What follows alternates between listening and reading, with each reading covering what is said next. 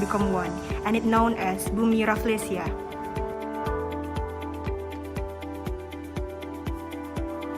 Politeknik Kesehatan Kementerian Kesehatan Bengkulu was established on April 16, 2001. Poltekkes Kemenkes Bengkulu is ready to be an excellent health college that provides professional health workers and lead to global in 2025. Our alumni have worked domestic and abroad that spread in Japan for 63 people, Taiwan 20 people, Saudi Arabia 2 people, and Germany 1 person. Poltekkes Kemenkes Bengkulu is one of the excellent state health colleges in Bengkulu province. The main campus is addressed at Jalan Indragiri, number 3, Padang Harapan, Kota Bengkulu. Meanwhile, Campus B Curug is addressed at Jalan Sabta Marga, number 95, Teladan Village, Rejang Lebong, Regency. Poltekkes Kemenkes Bengkulu is equipped with the complete and modern campus facilities to support the learning process, including the training center building has more than 2,000 square areas with a hall that provides 500 seats and a comfortable inn. Auditorium has more than 3,000 square areas that provides 1,500 people that used as a multi-purpose building for both internal and external activities of Poltek lecture buildings.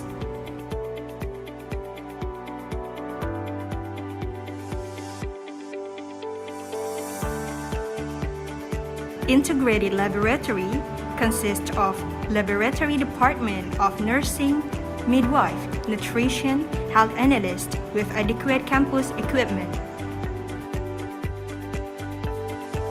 Campus gazebo with 128 square areas used for student discussion place.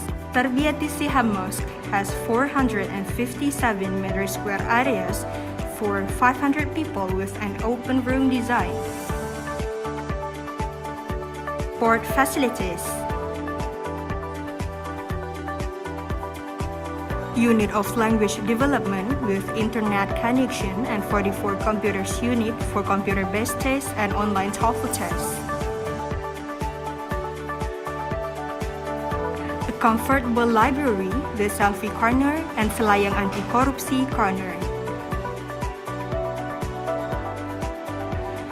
Unit of Information Technology that provides computer-based tests with 145 computers unit. Home theater that is used for audiovisual learning activities to all departments. Currently, Poltekkes Kemenkes Bengkulu has been accredited by BAN PT with predicate B, and it has 6 majors and 14 study programs that are already accredited by LAM PTKes.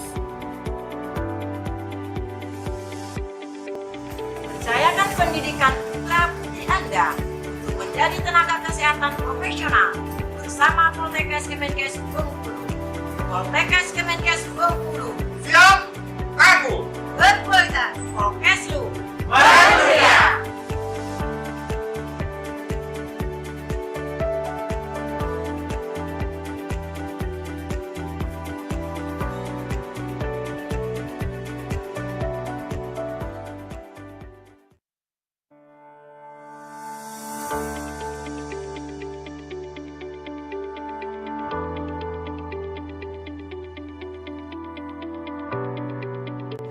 Bengkulu is a province in the southwest of Sumatra Island.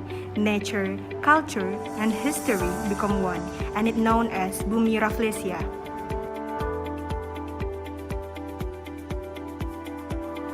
Politeknik Kesehatan Kementerian Kesehatan Bengkulu was established on April 16, 2001. Poltekkes Kemenkes Bengkulu is ready to be an excellent health college that provides professional health workers and lead to global in 2025. Our alumni have worked domestic and abroad that spread in Japan for 63 people, Taiwan 20 people, Saudi Arabia 2 people, and Germany 1 person. Poltekkes Kemenkes Bengkulu is one of the excellent state health colleges in Bengkulu province. The main campus is addressed at Jalan Indragiri, number 3, Padang Harapan, Kota Bengkulu. Meanwhile, Campus B Curug is addressed at Jalan Sabta Marga, number 95, Teladan Village, Rejang Lebong Regency.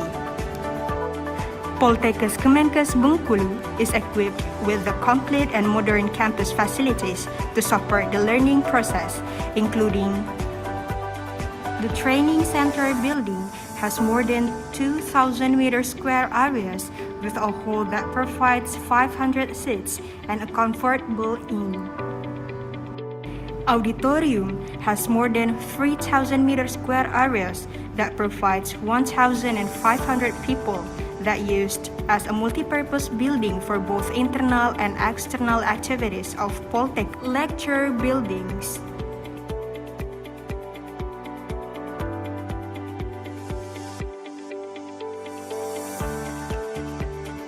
Integrated laboratory consists of laboratory department of nursing, midwife, nutrition, health analyst with adequate campus equipment. Campus gazebo with 128 square areas used for student discussion place. Tarbiyati Siham Mosque has 457 square areas for 500 people with an open room design. Port facilities. Unit of language development with internet connection and 44 computers unit for computer-based tests and online TOEFL tests. A comfortable library, the selfie corner and selayang anti-korupsi corner. Unit of Information Technology that provides computer-based tests with 145 computers unit. Home theater that is used for audiovisual learning activities to all departments. Currently, Poltekkes Kemenkes Bengkulu has been accredited by BAN PT with predicate B, and it has 6 majors and 14 study programs that are already accredited by LAM PTKes. Percayakan pendidikan putra putri Anda untuk menjadi tenaga kesehatan profesional bersama Poltekkes Kemenkes Bengkulu. Poltekkes Kemenkes Bengkulu. Siap, kaku. Berkualitas. Polkeslu. Manusia.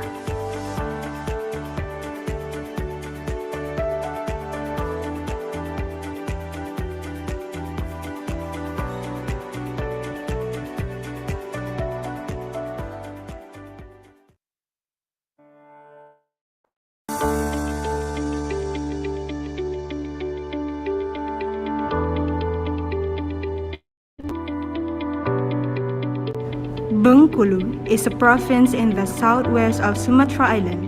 Nature, culture, and history become one, and it known as Bumi Rafflesia.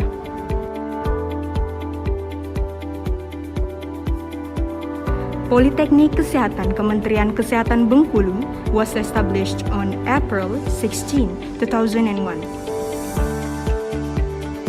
Poltekkes Kemenkes Bengkulu is ready to be an excellent health college that provides professional health workers and lead to global in 2025. Our alumni have worked domestic and abroad that spread in Japan for 63 people, Taiwan 20 people, Saudi Arabia 2 people, and Germany 1 person.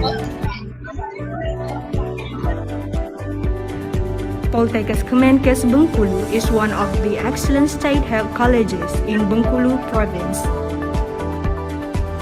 The main campus is addressed at Jalan Indragiri, number 3, Padang Harapan, Kota Bengkulu. Meanwhile, Campus B Curug is addressed at Jalan Sabta Marga, number 95, Teladan Village, Rejang Lebong Regency. Poltekkes Kemenkes Bengkulu is equipped with the complete and modern campus facilities to support the learning process, including the training center building has more than 2,000 square areas with a hall that provides 500 seats and a comfortable inn. Auditorium has more than 3,000 square areas that provides 1,500 people that used as a multi-purpose building for both internal and external activities of Poltek lecture buildings.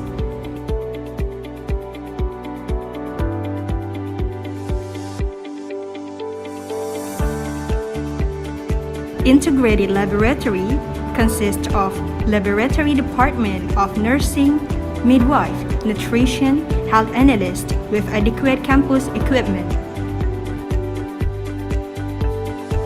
Campus gazebo with 128 square areas used for student discussion place. Tarbiyati Siham Mosque has 457 square areas for 500 people with an open room design. Port facilities. Unit of language development with internet connection and 44 computers unit for computer-based tests and online TOEFL tests. A comfortable library with selfie corner and selayang anti-korupsi corner. Unit of Information Technology that provides computer-based tests with 145 computers unit. Home theater that is used for audiovisual learning activities to all departments. Currently, Poltekkes Kemenkes Bengkulu has been accredited by BAN PT with predicate B, and it has 6 majors and 14 study programs that are already accredited by LAM Poltekkes. Jayakan pendidikan lab Anda dari tenaga kesehatan profesional sama Poltekkes Kemenkes Bengkulu. Poltekkes Kemenkes Bengkulu. Siap, kaku. Berkualitas. Polkeslu. Manusia. Prinsipnya 26 nanti perpanjang tapi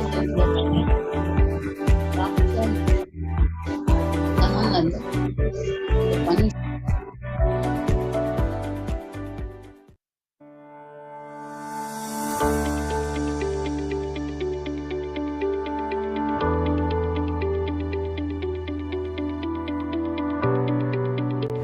Bengkulu is a province in the southwest of Sumatra Island. Nature, culture, and history become one, and it known as Bumi Rafflesia.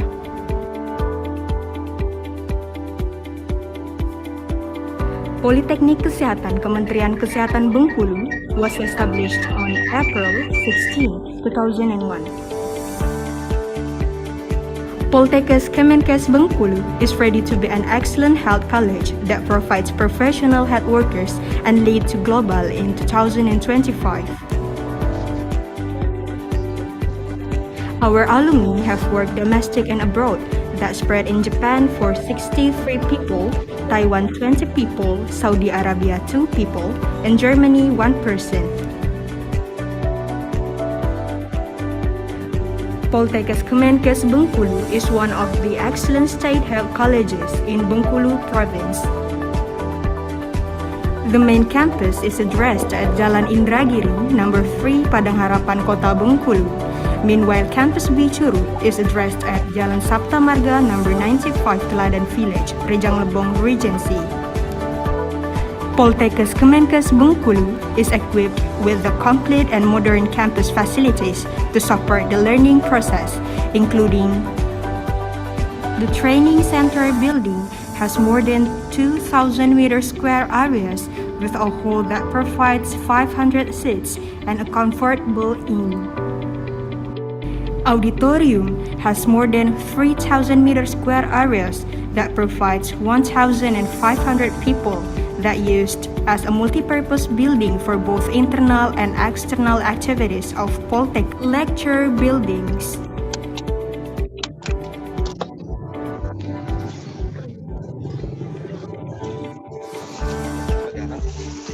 Integrated laboratory consists of laboratory department of nursing, midwife, nutrition, health analyst with adequate campus equipment. Campus gazebo with 128 meter square areas used for student discussion place. Tarbiyati Sihamas has 457 meter square areas for 500 people with an open room design. Sport facilities. Unit of language development with internet connection and 44 computers unit for computer-based tests and online TOEFL tests. A comfortable library with selfie corner and selayang anti-korupsi corner. Unit of Information Technology that provides computer-based tests with 145 computers unit. Home theater that is used for audiovisual learning activities to all departments. Currently, Poltekkes Kemenkes Bengkulu has been accredited by Ban PT with predicate B, and it has 6 majors and 14 study programs that are already accredited by LAM PTN. Dayakan pendidikan putra Anda menjadi tenaga kesehatan profesional bersama Poltekkes Kemenkes Bengkulu. Poltekkes Kemenkes Bengkulu Siap, kamu. berkualitas Polkeslu Manusia.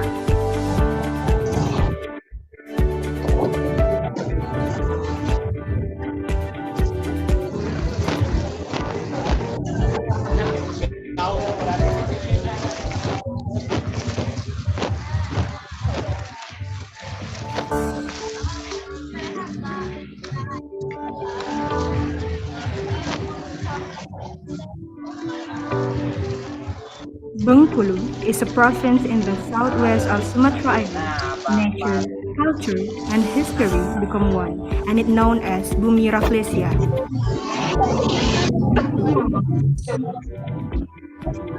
Politeknik Kesehatan Kementerian Kesehatan Bengkulu was established on April 16, 2001.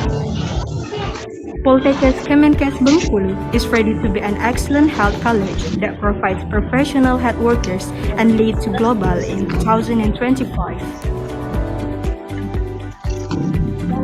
Our alumni have worked domestic and abroad, that spread in Japan for 63 people, Taiwan 20 people, Saudi Arabia 2, Germany 1%. Poltekkes Kemenkes Bengkulu is one of the excellent state health colleges in Bengkulu province. The main campus is addressed at Jalan Indragiri, number 3, Padang Harapan, Kota Bengkulu. Meanwhile, Campus B Churu is addressed at Jalan Sabta Marga, number 95, Kladan Village, Rejang Lebong Regency. Poltekkes Kemenkes Bengkulu is equipped with a complete and modern campus facilities to support the learning process, including the training center building has more than 2,000 meter square areas with a hall that provides 500 seats and a comfortable inn. Auditorium has more than 3,000 meter square areas that provides one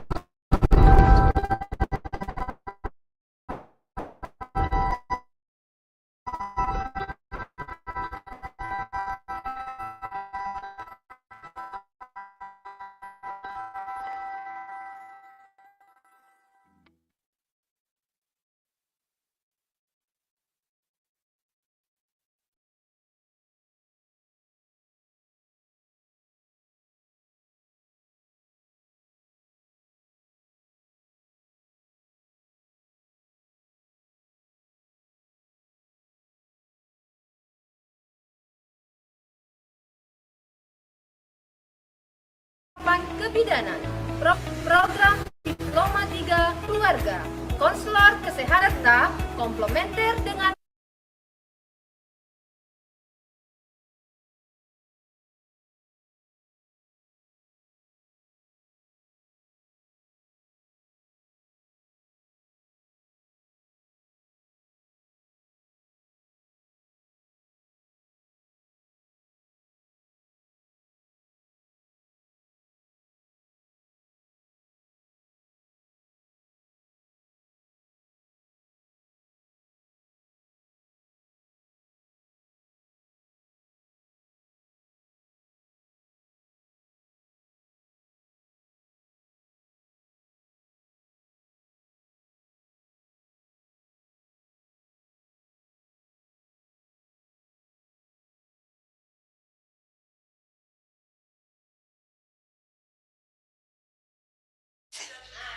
Okay. Good morning to all participants. We welcome all the invited speakers of today international seminar. Dr. Tamarat Marohabert from Thailand, Dr. Zainab binti Haji Muhammad Shafi from Malaysia, Dr. Ermi Nur Jasmi MKes, and Miss Kurniati SKM SST MKep from Indonesia. And to the dear participants, this international seminar, virtual international seminar, will be start very soon. So we can wait to see you. And after this, you will see the video of profile midwifery department. So keep in this room.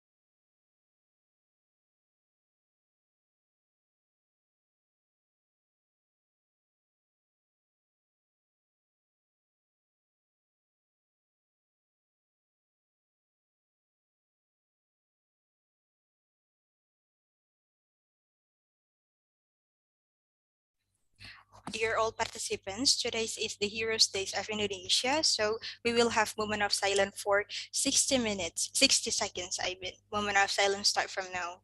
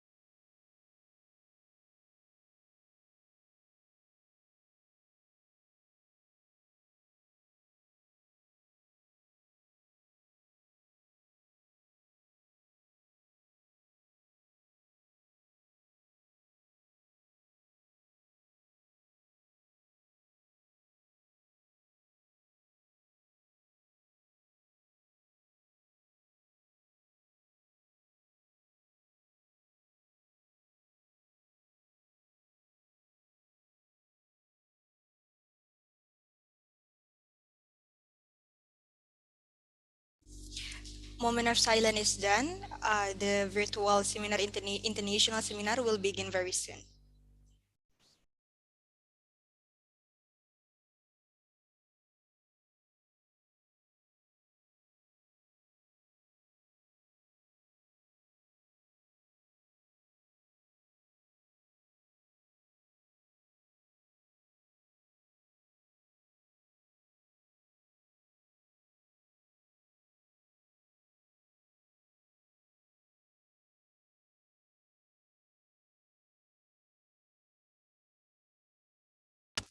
Welcome to Zoom meeting, Director of Poltekkes Kemenkes Bengkulu, Ms. Eliana SKM MPH.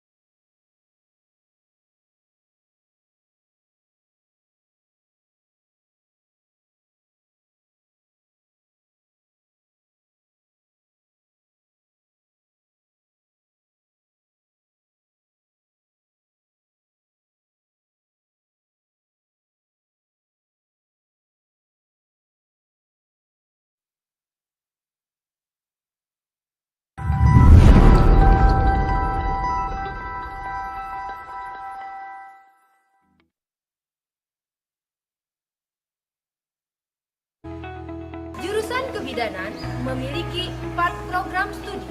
Program Pendidikan Profesi Bidan, Program Sarjana Terapan Kebidanan, Program Diploma 3 Kebidanan Bengkulu, Program Diploma 3 Kebidanan Curug, dengan keunggulan pemberdayaan keluarga, konselor kesehatan reproduksi remaja, serta komplementer dengan pendekatan holistik dan berjiwa kewirausahaan.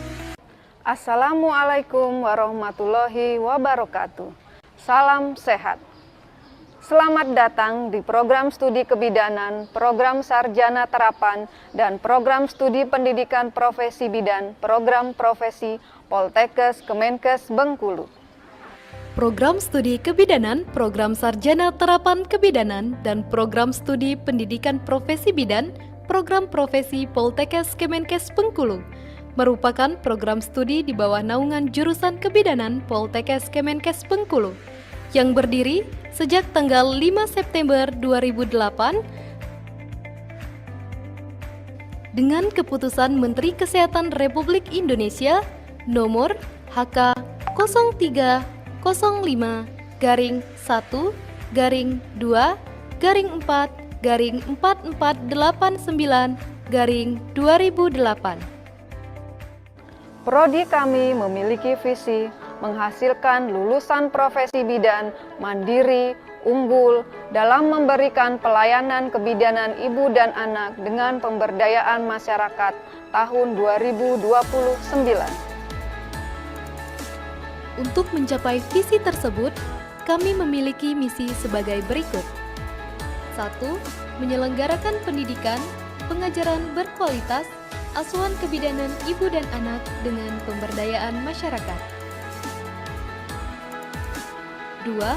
Melaksanakan penelitian dalam rangka mengembangkan ilmu pengetahuan dan teknologi dalam asuhan kebidanan ibu dan anak dengan pemberdayaan masyarakat.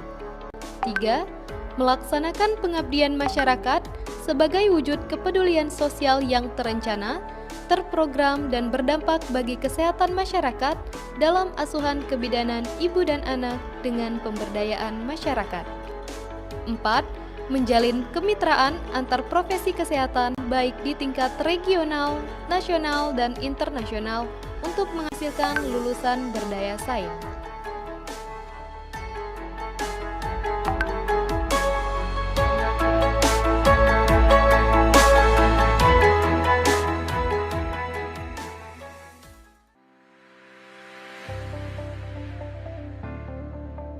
Tenaga dosen program sarjana terapan dan program pendidikan profesi bidan telah banyak mempublikasikan hasil penelitian di jurnal nasional dan internasional serta hak karya cipta. Program studi sarjana terapan kebidanan dan prodi pendidikan profesi bidan mempunyai laboratorium terpadu untuk menunjang proses pembelajaran teoritis dan praktis.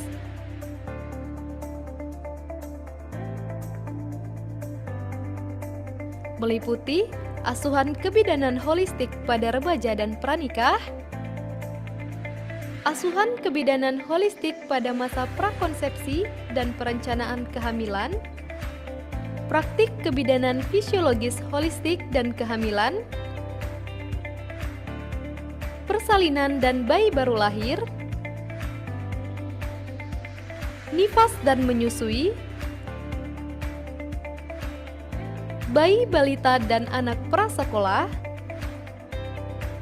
mampu mempraktikkan kebidanan fisiologis holistik, KB dan kesehatan reproduksi, kegawat daruratan maternal dan neonatal, praktik kebidanan kolaborasi pada kasus patologi dan komplikasi, praktik kebidanan komunitas dalam konteks continuity of care, dan manajemen pelayanan kebidanan komprehensif.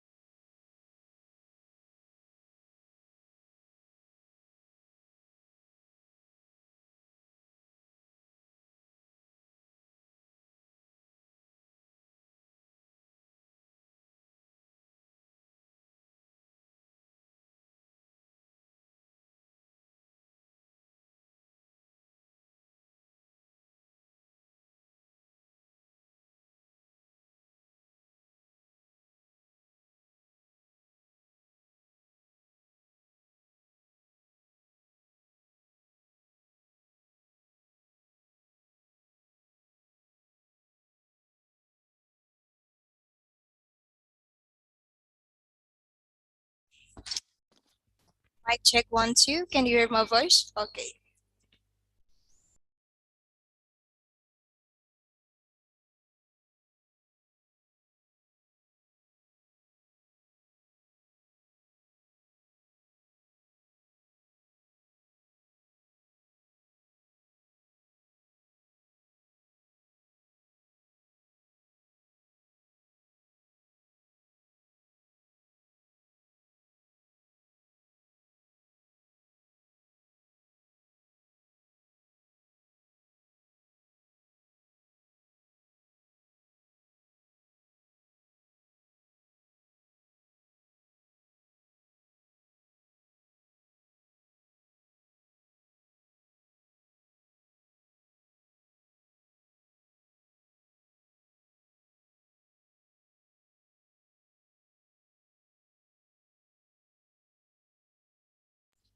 Assalamualaikum warahmatullahi wabarakatuh. Good morning, selamat pagi, sawadee-kha, salamat to all of us here in this virtual room. Your Excellency, Director General of Health Personnel, Ministry of Health Indonesia, Dr. Gigi Arianti Anaya MKM, the respectable Director of Poltekkes Kemenkes Bengkulu, Ms. Aliana SKM MPH, the Honorable, our invited speakers today from Thailand, Malaysia, and Indonesia, and all beloved participants in this virtual room.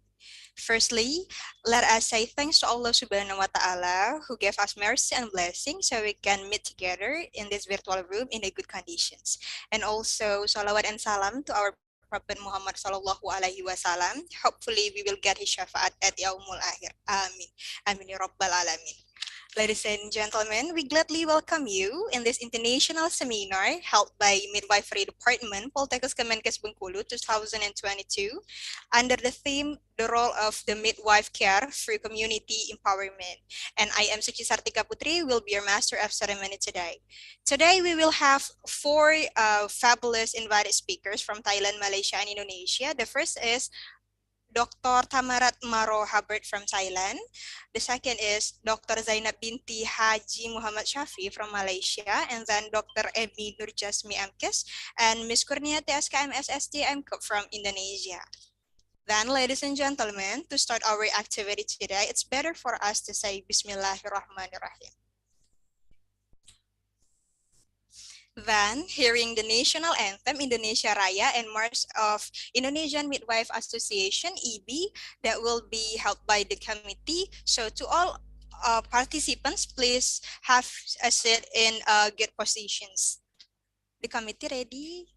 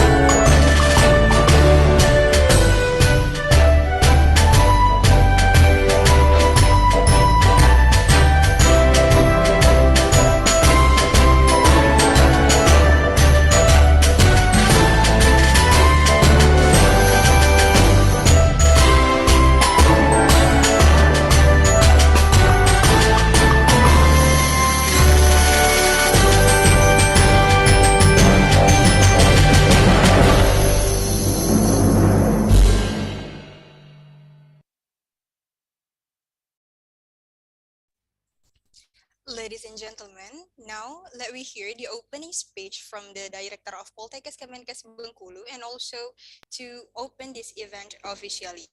To Ms. Eliana SKMMPH, are you with us? Thank you, Yes, please. Mrs. Suci. Miss Suci, Bismillahirrahmanirrahim. Assalamualaikum warahmatullahi wabarakatuh. Good morning to all of you in this virtual room. Your Excellency, Director General of Health Personnel, Ministry of Health Indonesia, Dr. Gigi Arianti Anaya, MKM, the respectable our invited speaker from Thailand, Malaysia, and Indonesia, the academician of Poltekkes Kemenkes Bengkulu, and all beloved participants. Alhamdulillahirabbil alamin. Thanks to Allah Subhanahu wa Ta'ala who has given us mercy and blessed so we can attend today's international seminar in this virtual room without any obstacle. Ladies and gentlemen, firstly, we would like to thank to the Director General of Health Personnel and the invited speaker who are willing to attend this seminar. This seminar, I am to give insight to participants in understanding the role of the midwife in complementary midwife care through community empowerment. Midwife services are part of health system services provided in the scope of maternal and child health and all changings.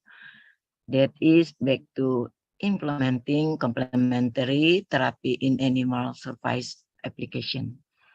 Complementary therapy is a method of disease treatment performed as support of conventional medical treatment or the treatment of other options outside conventional medical treatment. The principle of complementary therapy is provided as a supplement to the applicable standard of medical care services. In implementation, it must be integrated into conventional medicine services with implementing worker of doctor, dental doctors, nurses, midwife, and other health personnel that has education in complementary treatment. Ladies and gentlemen, the invited speaker in this seminar are, firstly, Dr. Tamarat Marobarbur, Doctor of Philosophy Program in Health Social Sciences International Program from Mahidol University, Thailand, with the topic the empowerment of public health globally in context of Southeast Asia. Secondly, Dr. Zainab binti Haji Muhammad Safei, Senior Lecturer in Fakulti Parubatan Kampus Gongbada, University Sultan Zainal Abidin, Terengganu Darul Iman, Malaysia, with the topic complementary midwife care in community empowerment. Then Dr. Emi Nur Jasmi, MKes, Head of Indonesia Midwives Association, with the topic the role of the midwife in complementary care. The last, Kurniati SKM SMK, Head of Diploma Sri Midwifery Study Program, Curug Poltekkes Kemenkes Bengkulu, with the topic complementary midwife care. The participants in this seminar are coming from health personnel, midwife, nurses, lecturers, educational personnel, and students coming from Bengkulu province and outside Bengkulu province. Ladies and gentlemen, hopefully this activity can proceed successfully and provide outstanding benefits for all seminar participants, the academician of Poltekkes Kemenkes Bengkulu.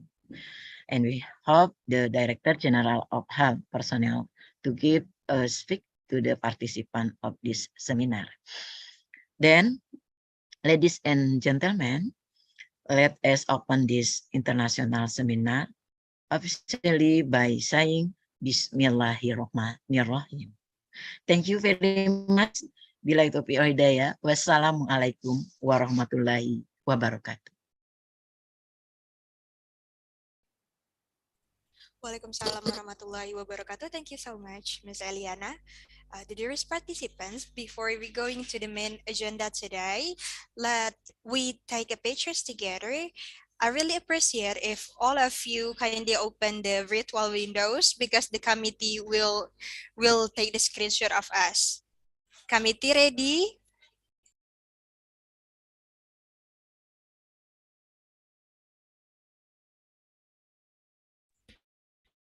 Okay, first window. The second window. Screen smile. The third. The next window. The next window. The next window. Next. Next window. The next window. 8th window. 9th window. 10th window. 11 windows. Oh, we have a lot of participants here. It's almost 1,000. 13 window. 14. 15. The next window. The next window. Next window. Next. Next window. Yes, we have a lot of participants. Next window. Next window. Yeah, next. Next. Next. Next. 20 window. Next. Next. Next. Screenshot. Next. Next. Next. Is it done, committee?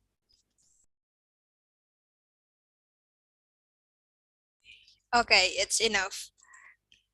Thank you so much for the dearest participants and to the Director of Poltekkes Kemenkes Bengkulu for the opening speech. Ladies and gentlemen, now we are going to our main event today, which is the presentations of the fabulous invited speakers from Thailand, Malaysia, and Indonesia. But the one that will handle this main agenda is the gorgeous moderator, Ms. Adesiska Villia, who has just graduated from New Zealand, Auckland University of New Zealand. So to Ms. Villia, the screen is yours. Thank you so much, Mrs. MC. Can you hear my voice? Yes, clearly. Okay, thank you. Well, Assalamualaikum warahmatullahi wabarakatuh, and good morning, everyone. In the name of Allah, the most beneficent and the most merciful, may peace, mercy, and blessings of Allah be upon you. Dear colleagues, professors, lecturers, researchers, ladies and gentlemen, on behalf of Poltekkes Kemenkes Bengkulu, I would like to express my sincere gratitude and welcome you to international seminar. Moreover, I would like to welcome our invited speakers, Dr. Zainab binti Mosyafi, Senior Lecturer from Faculty Perubatan, Kampung Gong Badak, University Sultan Zainal Abidin, Terengganu, Darul Iman. And then the second one is Assistant Professor Tamarat Maroha Butter from Faculty of Social Sciences and Humanities, Mahidol University, Program Director, PhD and Master's Program in Health Science, in Health Social Sciences in International Program. And the third one is Dr. Eni Nurjasmi MKes from Poltekkes Kemenkes Jakarta 3. And the last one is Mrs. Kurniati SST MKes from Poltekkes Kemenkes Bengkulu. Well, ladies and gentlemen, Health Polytechnic of Bengkulu as a whole education institutions has a Center for Excellence in Science and Technology for the prevention of stunting on the role of midwives in complementary midwifery care through community empowerment. Exploration of ideas and discussions related to complementary midwifery care and empowerment carried out through discussion and seminar activities. Therefore, the Department of Midwifery, Health Polytechnic of Bengkulu, carried out an international seminar with the theme, The Role of Midwives in Complementary Midwifery Care through Community Empowerment. Well, ladies and gentlemen, I would like to inform you that our participants nowadays in Zoom virtual meeting and in YouTube has reached more than 3,000 participants from all over Indonesia. So let's welcome our first speaker today in our international seminar, our outstanding speaker, Dr. Zainab binti Haji Muhammad Shafi. Well, before that, I want to say hi to Professor Zainab. Professor Zainab, are you in here with us? Oh,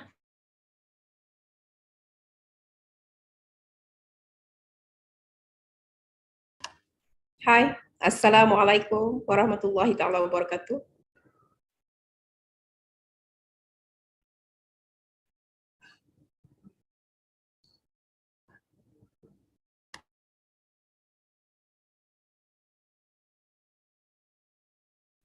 Welcome, Dr. Zainab. We have some problem with the devices, so the moderator will be coming soon.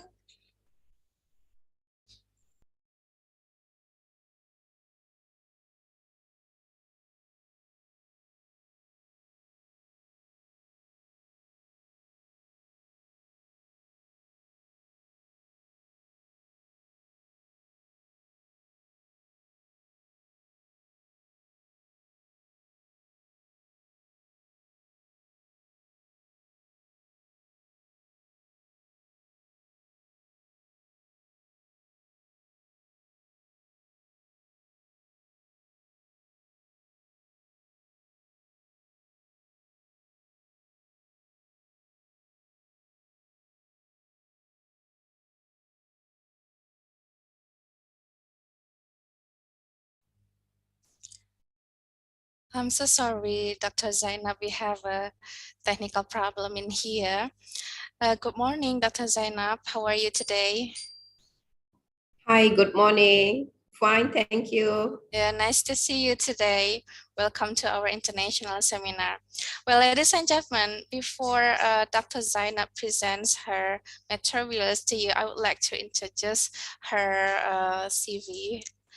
Dr. Zainab finished her PhD or doctoral program in maternal child in University of Science Malaysia, and in here she has lots of publication that you can access, and the latest one is entitled Socio-Demographic Characteristics on Family Satisfaction with Care in Adult Critical Care Public Hospital Terengganu, Malaysia in 2020.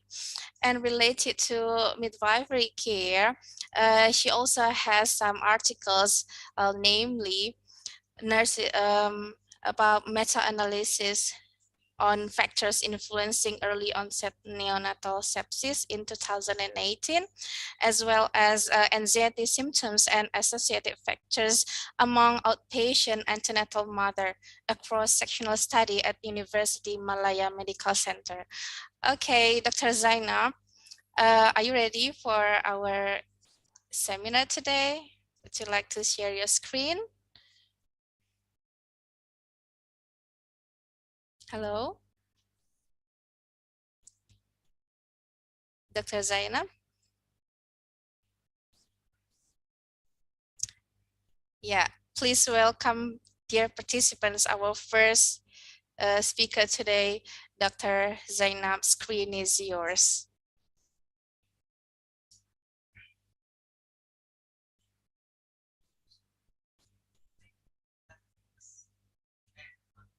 Oh, yeah, I think there is a technical problem with Dr. Zainab. Dear participants, I think we should wait for a while.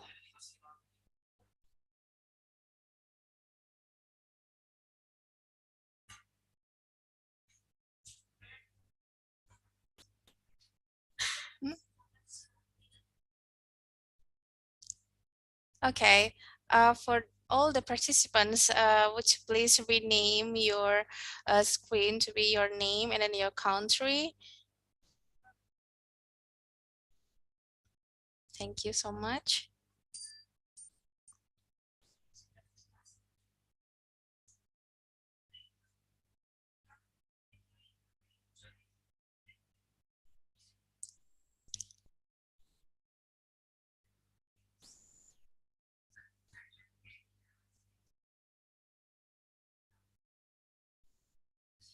Yeah, ladies and gentlemen, Dr. Zainab will join us soon.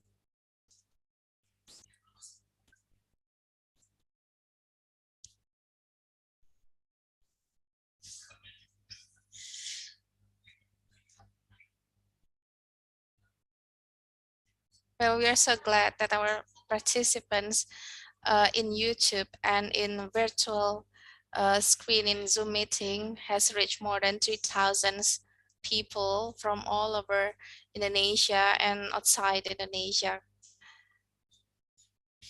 Hello, Professor Zainab, are you in here with us?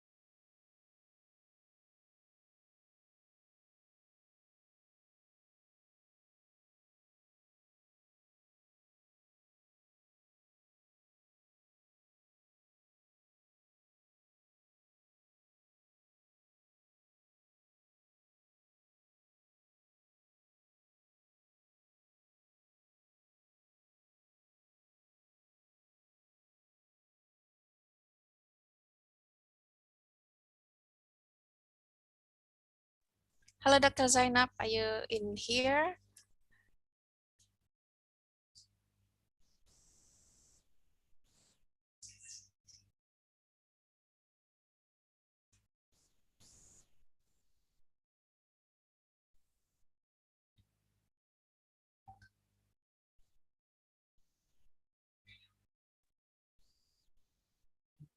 Oh, finally.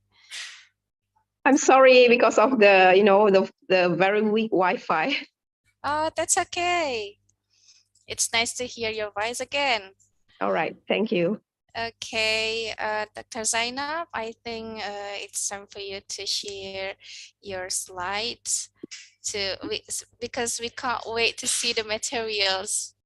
I think it would be so interesting. Can you please share my slide because I'm using my phone right now. Okay, I will tell the committee to share.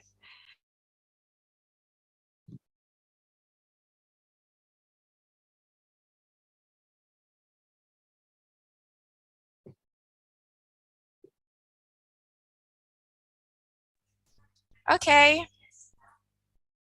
All right. Hold on. Good morning. All right. Okay, thank you. Most welcome, Dr. Zainab. I'm sorry for the disturbing just now. No worries. So once again, Assalamualaikum warahmatullahi ta'ala wabarakatuh. First of all, I would like to say thank you so much to the committee for inviting me to this international seminar. And thank you again to our moderator, Ms. Siska.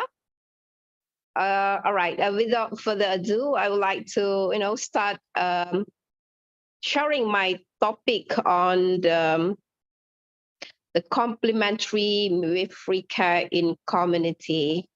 All right, so wait, hold on.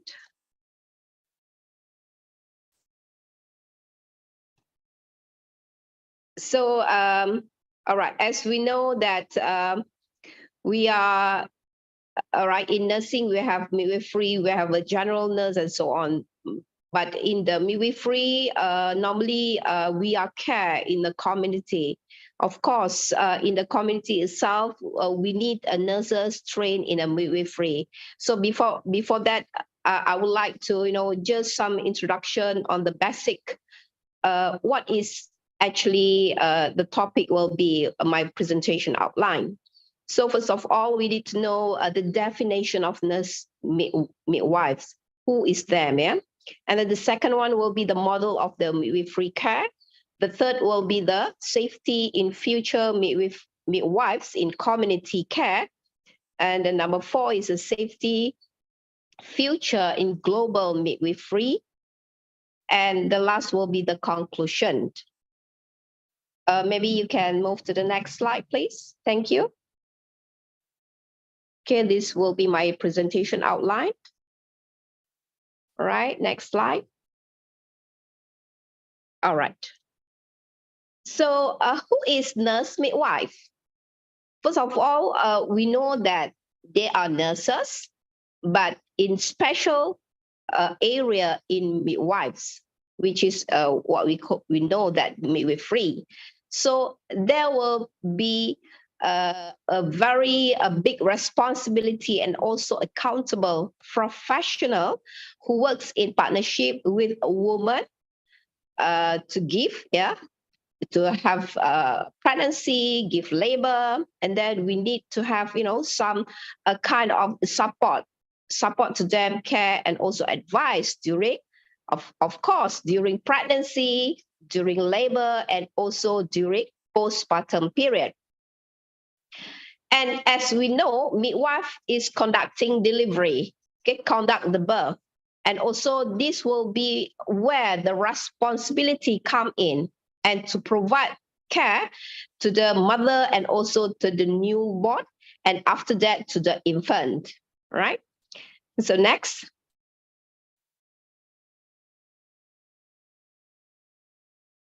So in our global nurse midwife, as we know that they are called certified nurse midwife, or what we call an nurse midwife, and also in the abroad, they are having master, right? So this is the level of midwives in abroad, and also if let's say we're mastering in that, so they need to have a master prepared or doctoral. So, and then they also need to complete a special training in nursing, and also must be registered in the board of a midwife. All right, next. And by International Midwives Association. So who is midwife, which is what we know just now, that they need to complete a midwifery education program, which is they need to have the midwifery practice, and then to attach with the community. It's not easy. They need to have and follow the framework that what we call ICM Global Standard of Midwifery in education, and is recognized worldwide. And they also acquired a requisite qualification to be registered or legally licensed to practice midwifery and use the title of midwife, and who demonstrate competency in the practice of midwifery. Okay, next. In global strategy, so we have a direction to the midwife for strengthening nursing and also midwifery. Okay, the framework will be from the WHO, and the key stakeholder is to develop, implement, and evaluate nursing midwifery, accomplish to ensure community accessible, acceptable quality, and also safe nursing midwifery intervention. All right. Okay, next. So what will be in the model of care in midwifery? First of all, we need to know that they promote, they protect women, newborn health, and also the rights. They respect, have confidence in women, and also the capabilities in childbirth, and to promote and educate for non-intervention in normal childbirth, and also to provide women with appropriate information and advice in a way that promotes participants and enhance informed decision making. Okay, next.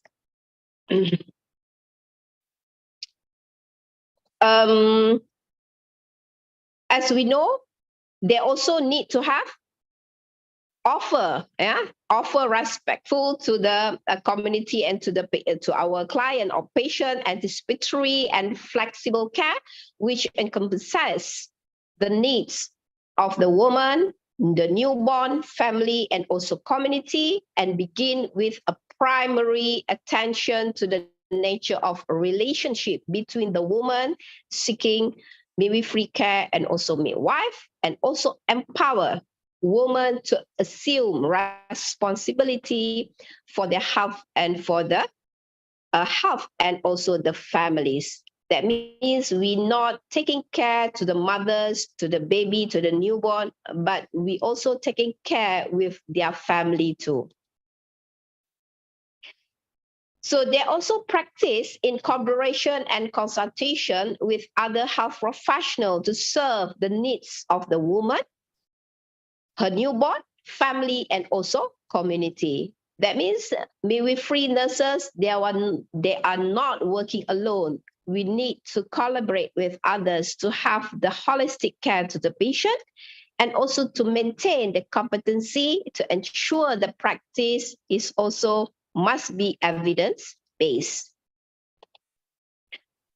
All right, next. So normally, what we also use in this model, the nurses with midwifery must also use the technology appropriately and affect referral in a timely manner with problem arise, individually and collectively responsible for the development of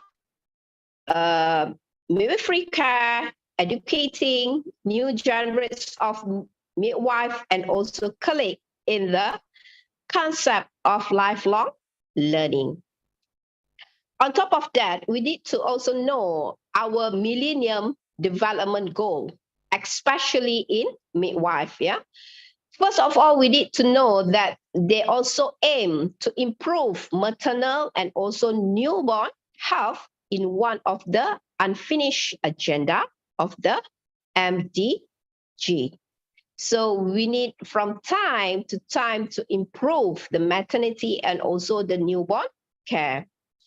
And this global strategy for women, children, and adolescent health also highlight the importance of the health and well-being of every woman, child, and also adolescent, including access to essential intervention and an effective health workforce.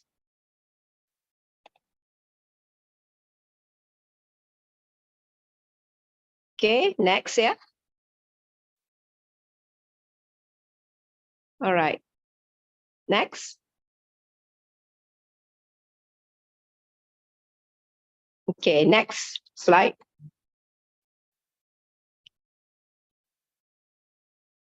All right, next. All right. So the very important aspect that we need to know in our midwife care is, number one, is the safety of our client or patients.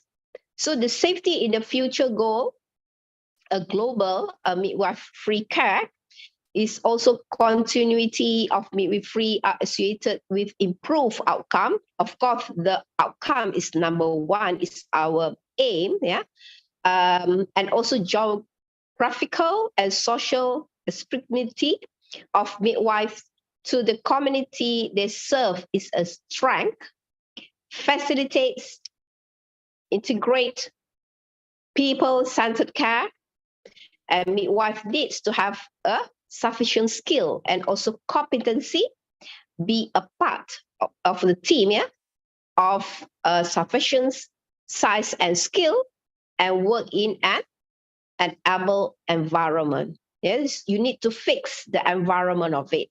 Okay, this is from one of the study of maternal and neonate mortality and stillbirth. All right, next. Next will be the, of course, the safety is number one. So the safety, what we need to emphasize in the community care.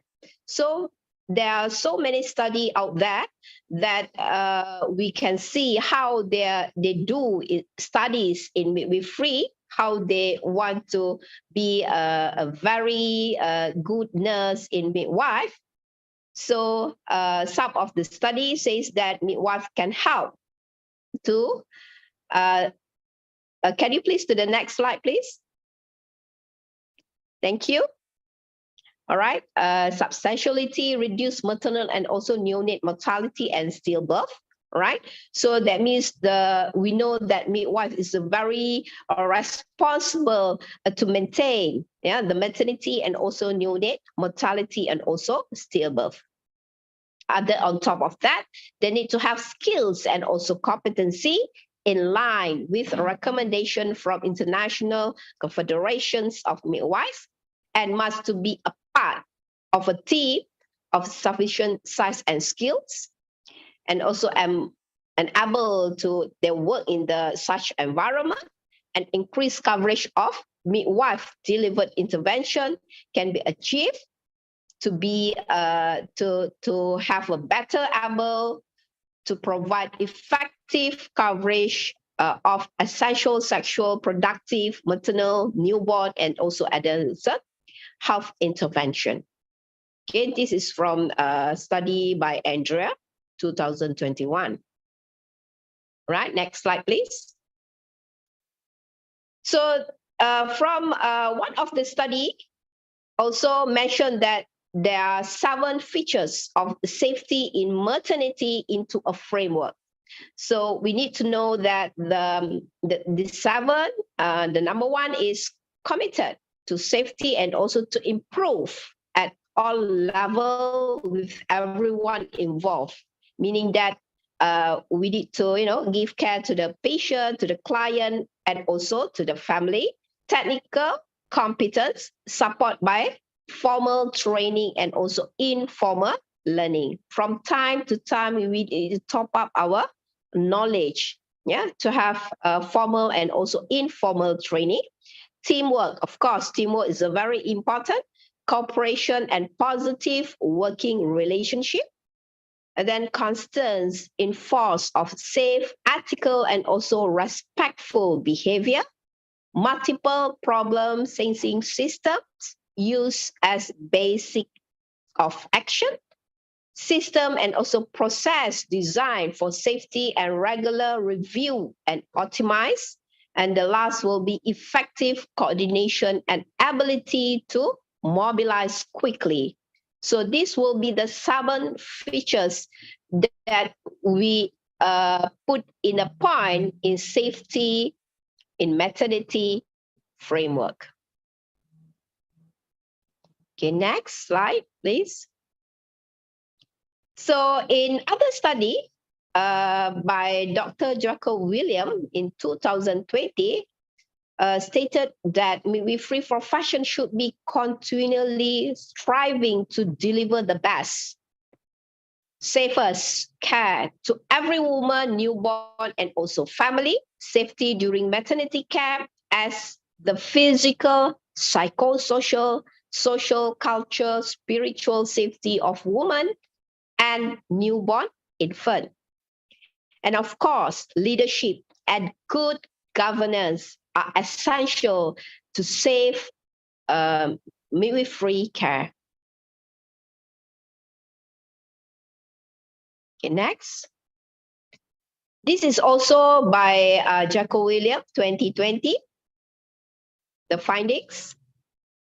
All right, next slide, please.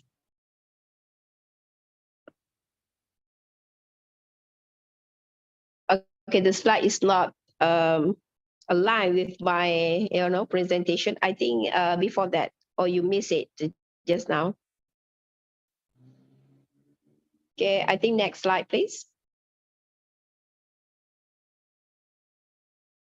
Okay. Is this slide number 18?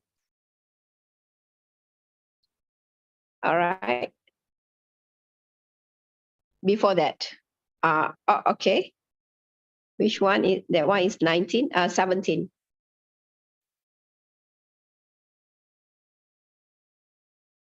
Okay. All right. So some other study says that, right, this one. Yeah, correct. Thank you. So the top 4 most important factors in ensure safety care are, the first will be the right leadership at all time. That means you know what you do and you need to have a leadership skill in that. Then the second will be a positive culture that focuses on improving safety. The third will be a maternity service committed to continue to learn and improve. And last will be when a mistake is made, everyone learn from it. That means from the mistake, we are learning and we are improving from time to time. All right, next slide, please. Okay, this is also by Jacob Williams, findings from the study. Okay, safety and effective lead and manage midwifery care, demonstrating appropriate prioritizing, delegation, assignment of care, responsibility to others involved in providing care. So they also need to demonstrate knowledge of quality improvement, methodologies, and skills required to actively engage in evidence-informed quality, improve processes to promote quality of care at all time. Okay, this is by the finding from a study. All right, next. When we talk about safety and the quality guidelines, this will be the things that we need to highlight when we give care to our patients. Educationally prepared to practice across the full scope of midwifery practice, meaning that educational is a very important part when we want to be a midwife. Yeah, the special education need to possess this. And providing by midwife in a number of settings including in a health service, private practice, and in both paid employment and voluntary capacity, accountable for care that they provide to women and their infants, regardless of setting. Responsibility of the midwife to ensure all decision, recommendation, option of care are focused on the needs and safety of the mother and also her infant. All right, next. Okay, this will be the competency, a combination of knowledge, skill, and attitude, value, and midwife must be meet national competency standards. So this will be a few standards that highlighted here. First, communicate to the general public the standard that can be expected of midwife, determine the eligibility for registration of people who have completed a midwifery program. Yeah, this is study in Australia. So determine the eligibility for registration of midwives. In wish to practice in Australia, they need to have this registration, and assess midwife who wish to return work after being out of workforce for a defined period, and assess midwife who need to show that they are competent to practice. This is by Australia midwife practice. So I think in other country also we have the same, yeah, registration for the midwives. Also in Malaysia, we need to have a proper registration on that, yeah.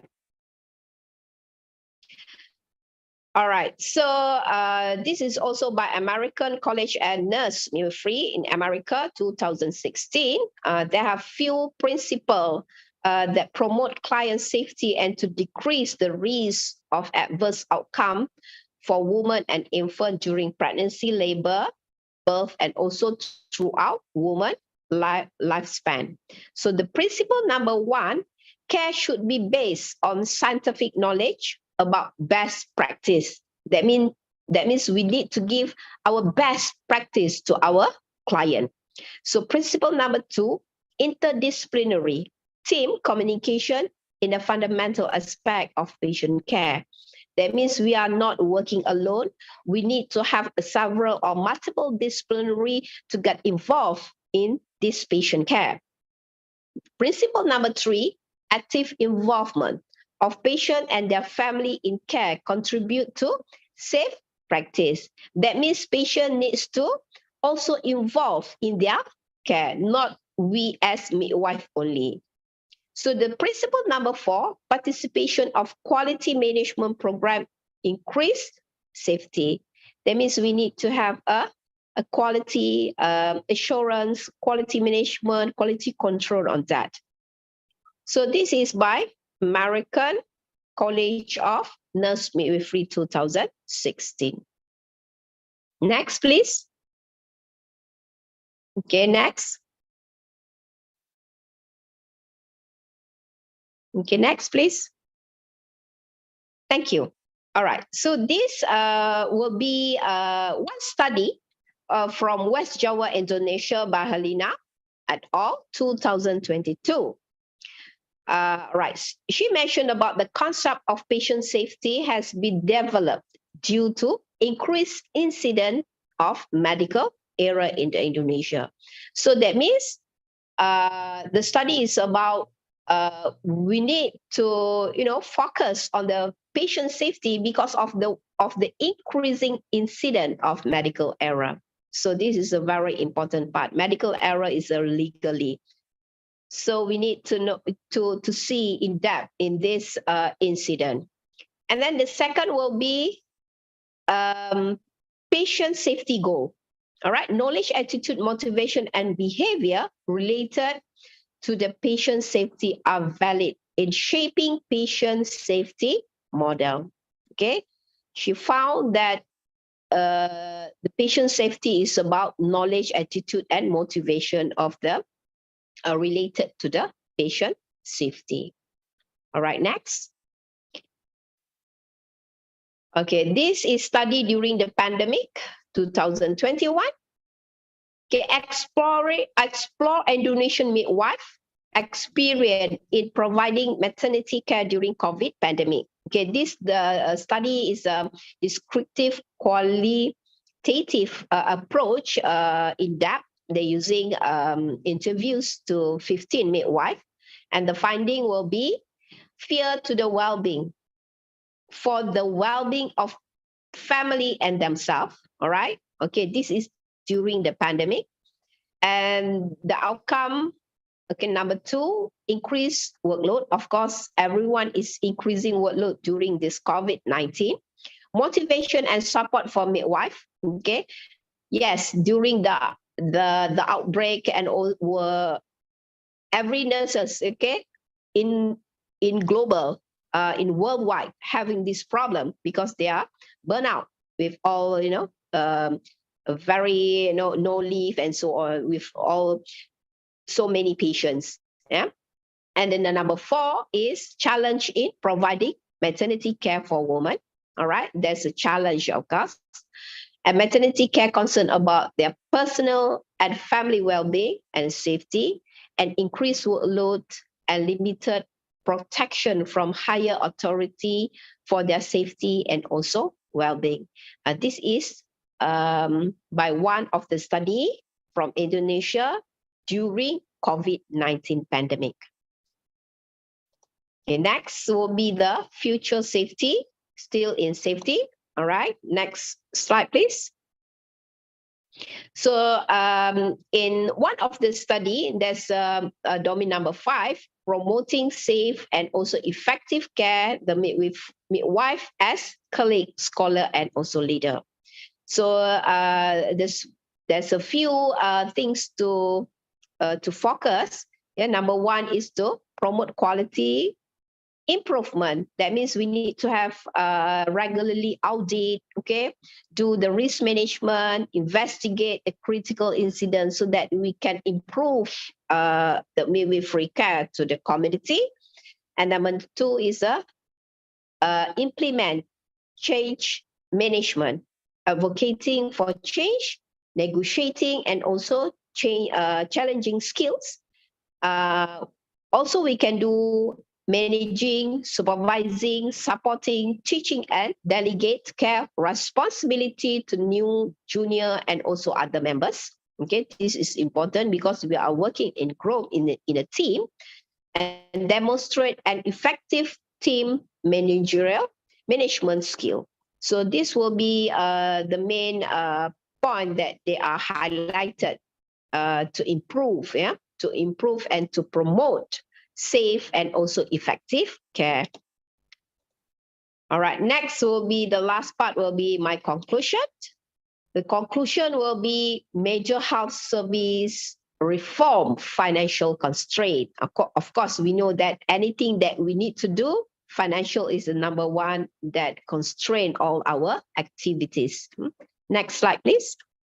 And demand for greater efficiency, whilst at the same time improving quality, safety, and women experience, and excellent services achieve safe, high quality, individualized care for every woman every time. So the excellent care will be of course, safety first. Safety comes number 1, and then we need to maintain the quality of our nursing or midwifery care to the community. And we need to know the quality. There's a value in the quality and also safety midwifery care, which is services delivery, workforce education, and professional development and workplace culture. We need to maintain that and set out our ideal and also challenges, and actions need to be taken. All right, so that will be the my slide, last slide, and this will be my references. All right, okay, I think with that, I thank you so much for listening my brief sharing about the complementary of midwifery empowerment. Thank you so much. Thank you so much, Dr. Zainab, for the outstanding presentations. Well, dear participants, would you like to ask the questions for Dr. Zainab? You can raise your hand.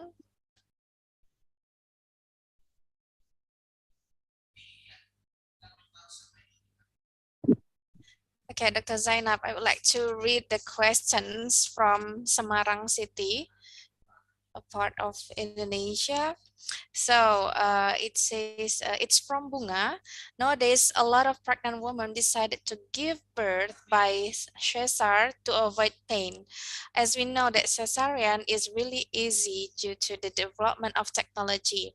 So how to convince the pregnant woman to choose normal delivery rather than cesarean, especially in middle and high class, to improve the number of normal delivery?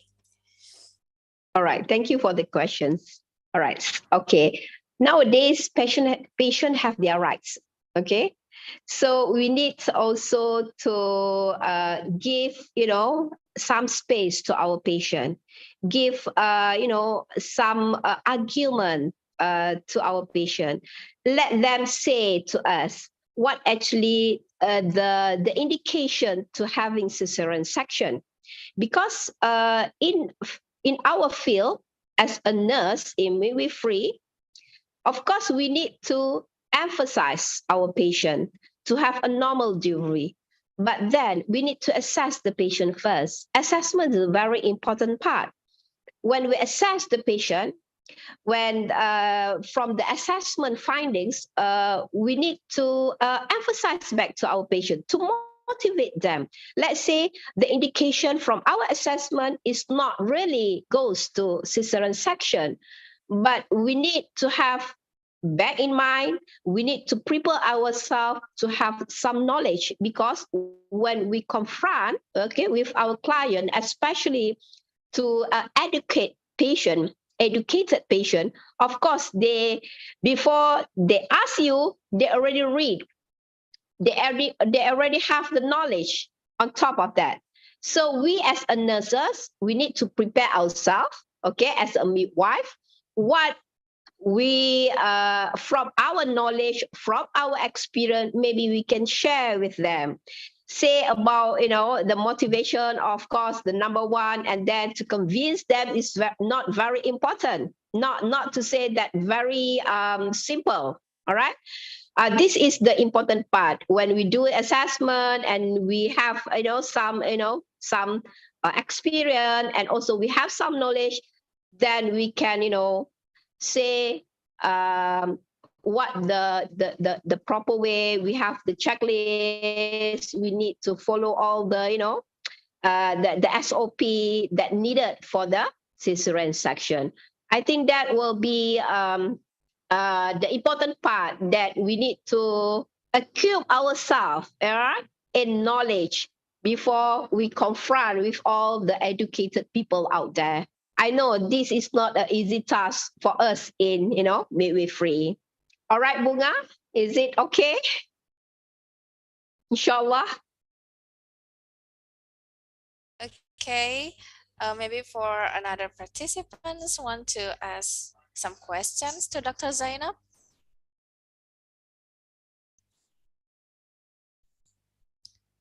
Well, Miss Dewi Fitriani,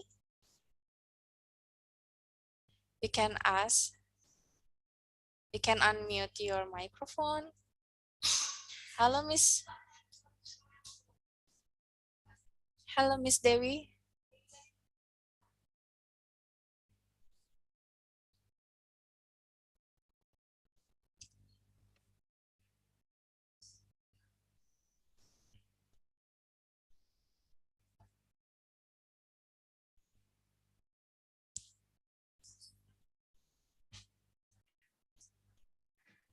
Hello, Miss Dewi. Are you with us? Maybe you can drop your questions in the chat box.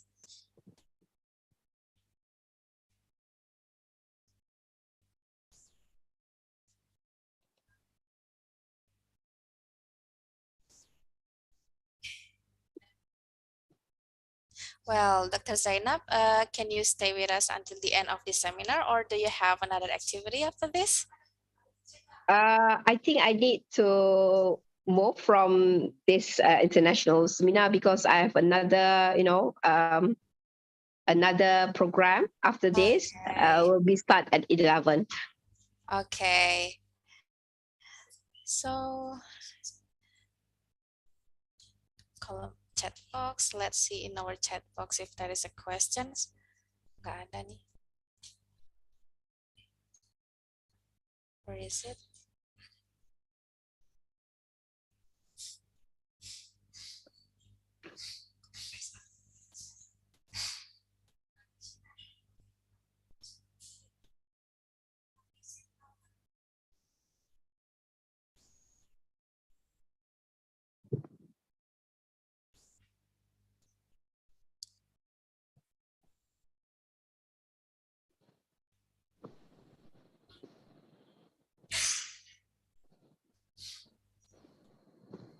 So,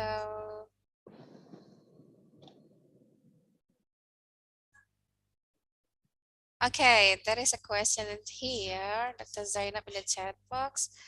So the question is, would you like to know more about Salam Dr. Zainab? She would like to know more about traditional postnatal care. How does the trend is? This is the question. All right. Yeah. I think the traditional care, what we know that complementary medicine nowadays, all right? Yeah. So for the postpartum or postnatal mother, here in Malaysia, we also practice all the traditional methods of, giving maternity care or postnatal care. So in Malaysia, we do have massage, what we call urutan. Urutan meaning that massage all over the body, and then massage at the uterus to bring up the uterus. Yeah. Kita kata naikkan peranakan kalau di Malaysia lah. Peranakan, yeah. Yes, naikkan peranakan. And then on top of that, we also have salai. Salai meaning that we ada macam what we call bara api, then we can sit on top of that. I don't know in Indonesia, do you practice that or not? We don't have that kind of practice. Okay, That is interesting. because this is what we call traditional, and the very a bit modern lah, a bit modern kita kata macam like a bersauna lah. I see, I alright. see. So untuk to give kind of kepanasan to warm our body. Oh yeah. That, and then on top of that, we also have like mandian, like all the daun-daun. This is all the traditional lah, to make our body healthy and back to normal. After giving birth, kita stress so on kan, so kita rasa sangat capek dan penat. Okay, giving birth, of course. This is how the traditional part come in. Okay, and then we also do have like bertungku. How we to say bertungku? We have like sama ada batu ke apa ke dia panaskan, and then we put at our uterus, our abdomen part. Ada tak di Indonesia begitu? Tak tahu ya. Itu juga kita ada di Malaysia. So this kind of traditional complementary medicine, what we call complementary medicine, we do have and do practice nowadays. Even kita kata nowadays kita dah more to modern. Okay, on top of that, itu adalah antara yang the traditional part yang kita masih practice dekat Malaysia lah. Actually, the traditional ataupun complementary medicine ni we can mix and match with the modern ataupun kita kata scientific management. Boleh je, tak ada masalah. Kita masih practice lah di Malaysia. Alright. Kalau di Indonesia masih ada kita panggil what we call like kita ikat perut tu. Kita panggil Yeah, berbengkok. stagen. Ada. Stagen. We call it stagen. I don't know what in Indonesia call. Kalau kita panggil berbengkong lah. Kita macam ada satu ni kain yang panjang, and then you just put at our at the abdomen to kempiskan perut lah. Yeah, I know. To have That's what I kita do. punya body yang asal. Begitu. Yes. Aha. That is very interesting, Dr. Zainab. Yes, very very interesting because nowadays kalau orang muda zaman sekarang mungkin tak tahu, ini adalah orang-orang lama yang masih praktis lah. Yeah. Okay, well, ladies and gentlemen, that was a very outstanding presentation from Dr. Zainab. So we gain so much information, namely about the nurse midwives. In here is a master's prepared or doctoral prepared nurses who have first completed training in nursing and have taken the registered nursing license exam. And in this case, certified nurse midwives are those who have completed midwifery education program that is based on the ICM essential competencies for basic midwifery practices. And Dr. Zainab also presents the role and the responsibility of nurse midwives, who mainly not only taking care of newborn baby and mother, but also their family. And from the presentation, we also know that we need to serve and give the best for the mothers, the best care for the newborn and the mothers, and then the importance of safety and quality in midwifery care. And there is also interesting fact in here, but the result of the study from West Java, Indonesia, that showed the increased incidence of error in Indonesia. Therefore, the patient safety need to be paid attention by the midwife. Okay, at the end of this presentation, we would like to present you a certificate or appreciations especially for Dr. Zainab. Maybe the committee can show the certificate. Okay, and we need to take a picture for a while. 1, 2,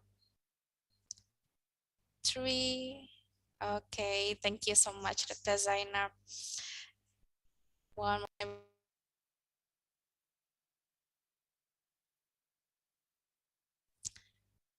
Okay, we really appreciate your presentation today, Dr. Zainab. Thank you so much for joining us in this virtual meeting.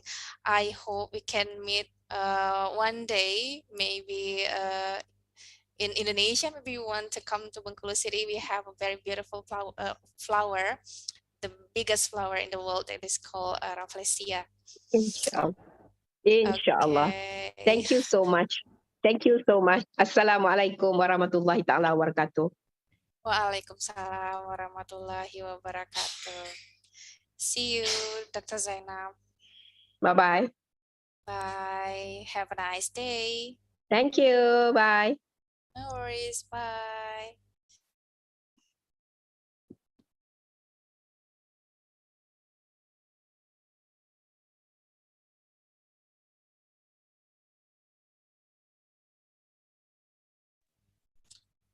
Okay, ladies and gentlemen, let's move to our second speakers. Our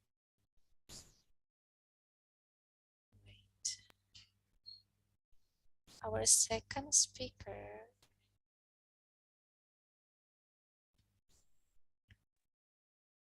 Yeah, Assistant Professor Dr. Tamarat Maroha Bart. Are you in here, Dr. Tamarat? Yes, good morning.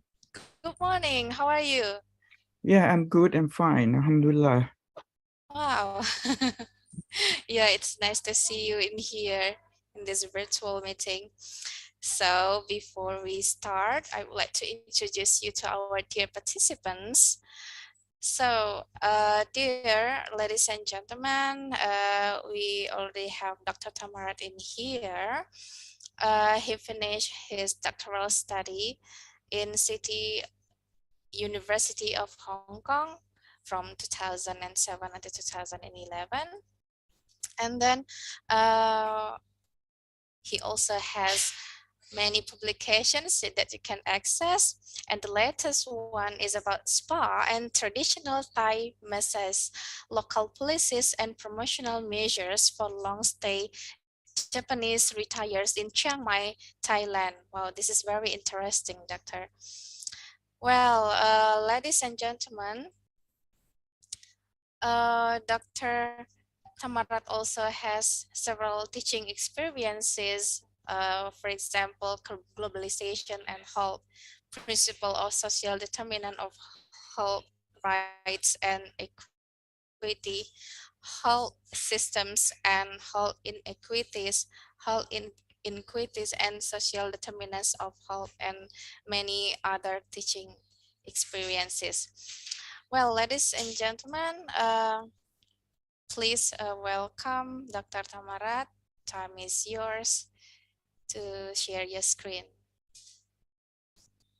Okay, thank you very much. Also, let me try to share my screen.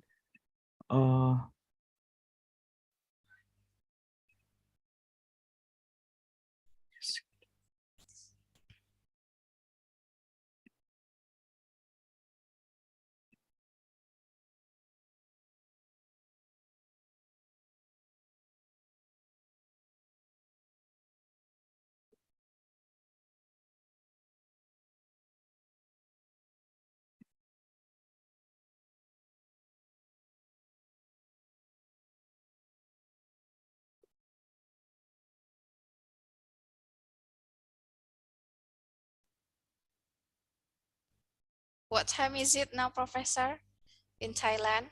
Yeah, the same with Indonesia, same with West Indonesia. Oh, yeah. So I think, can you share the slide for me? Because okay, I think it's not possible. It's not possible. Okay.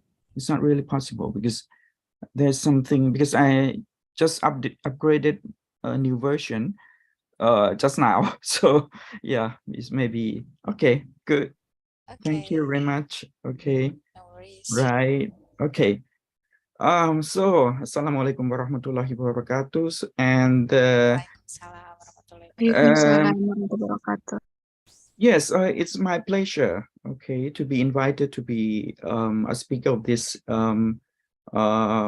important. Yes, this is my first time to give a virtual lecture at Indonesian institution. And today I would like to speak about the global health, public health empowerment in the context of Southeast Asia. So every first place, I would like to say that I have quite limited knowledge on midwifery. So, but I will talk to you about the general concept of public health, right? And also global health as well. And also some concepts of globalization, regionalization, and global health, international health, and public health. And then I will connect it to experiences from some of Southeast Asian nations in Thailand, and so some applicability to the case of Indonesia. Well, for this presentation, it's a little bit conceptual about the concepts of the conceptual things rather than applicable things. So let me talk to you, and let's see what well, let's think together. Okay, let's think together what I will be delivering to you about global public health empowerment. And of course, I will give you some concept of empowerment as well, as approved by the World Health Organization, right? So yes, okay, my background. Okay, my background also. Yeah, I have some relation with Indonesia as well, and also Sumatra as well, because my ancestor, like 3 generations ago, my great-grandfather, okay, migrated to Thailand, okay, from Palembang. So Wow. they have some. Wong kito galo. Yeah. Yeah. So that's why I can speak some Malay and some Indonesian, and yeah. So from time to time, okay, we can share some information in Indonesian language as well. So right. Okay. Next slides, please. All right. Well, the first is the concept of globalization. Okay, I would like to pave you a background of concept of globalization and how it is linked to global health and how it's linked to empowerment, and then the applicability and also experiences in Southeast Asia. Okay, and as you can see from the first definition from Jameson in 2003, okay, globalization mainly deals with world communication with immense enlargement and horizon of world market. So we can see that at the first place, globalization is dealing with predominantly economic concept. Okay, but you can see from the second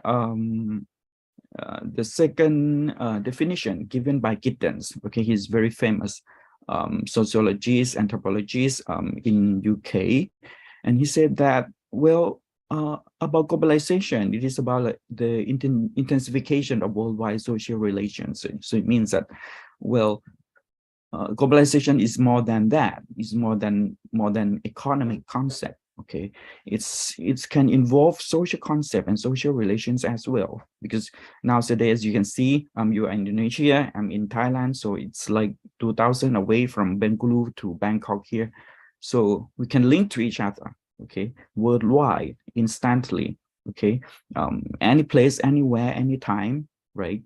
So this is the very first concept of globalizations.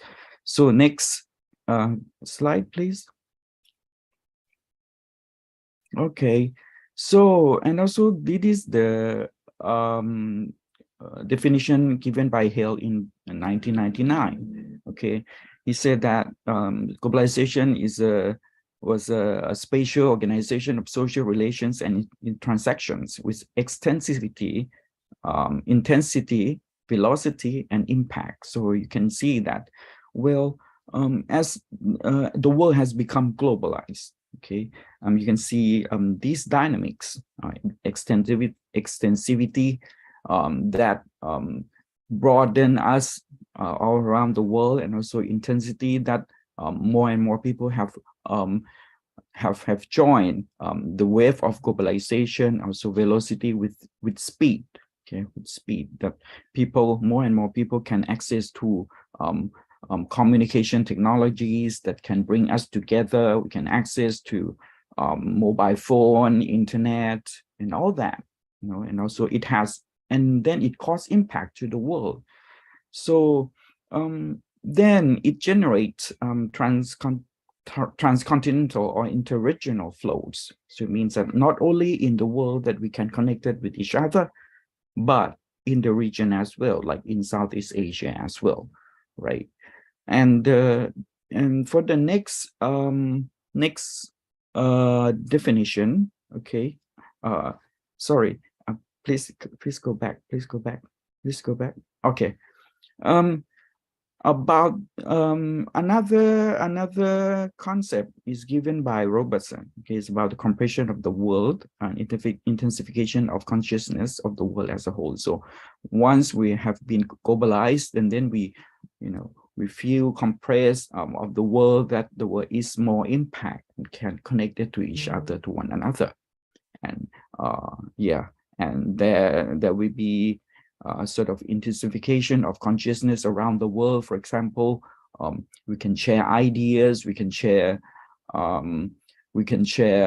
ideology among us through the internet, through the connection with one another, okay, all around the world.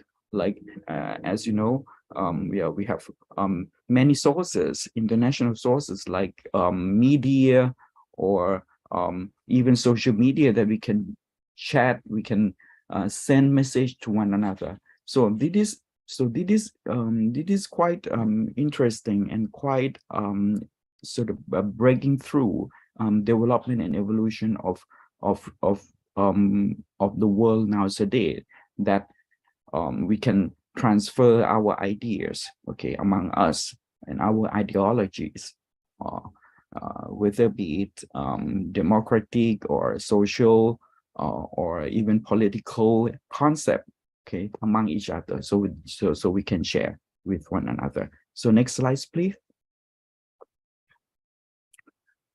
So again, this is the concept of public and international global health. Okay, when we talk about public health, it is just confined in just one place, in community, right, or in just one country.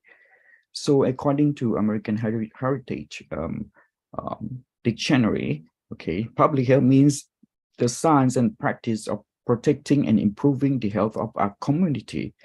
A community here, it may be a country, okay, it may be a country. It's not beyond the boundary of any countries. Okay, so public health is just confined in one place. Okay, confined in one place. Like, for example, it deals with preventative medicine, health education, control of communicable diseases, application of sanitary measures, or monitoring of environmental hazards, but it's confined just into one place, especially in one country. Okay.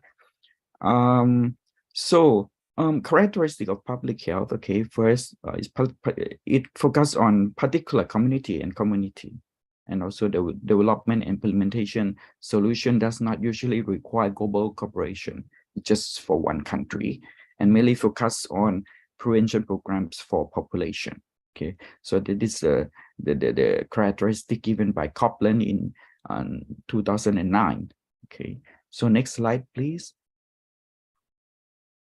But when we talk about international health, it means the application of principles of public health to problems and challenges that affect low and middle income countries, to complex array of global and local forces that influence them. So when we talk about international health, it has another meaning. So it goes beyond boundary of countries, but international health focus on just low and middle income countries, like our countries, Thailand, Indonesia, or like mostly almost in Southeast Asian countries, we are middle income countries. Okay, so international health play important role in this case, because we can share information on each other. We can cooperate to solve health problems, for example, like COVID-19 during these days, or some knowledge of midwifery, for example.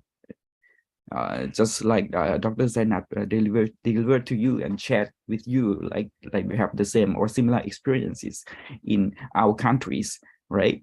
So it focuses on health issues, okay, especially in low and middle income countries, okay, transboundary, and also within a region, and also it develops solution usually requires binational cooperation, just between two countries or just a few countries within the region, and also it embraces on both prevention of in population, also clinical care of individuals as well. So it goes beyond prevention, but it also focus on clinical care as well. So you can see that the sphere has been broadened, okay, has broadened to more aspects under international health.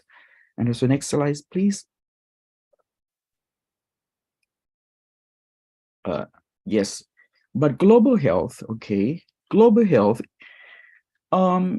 it transcends national boundaries.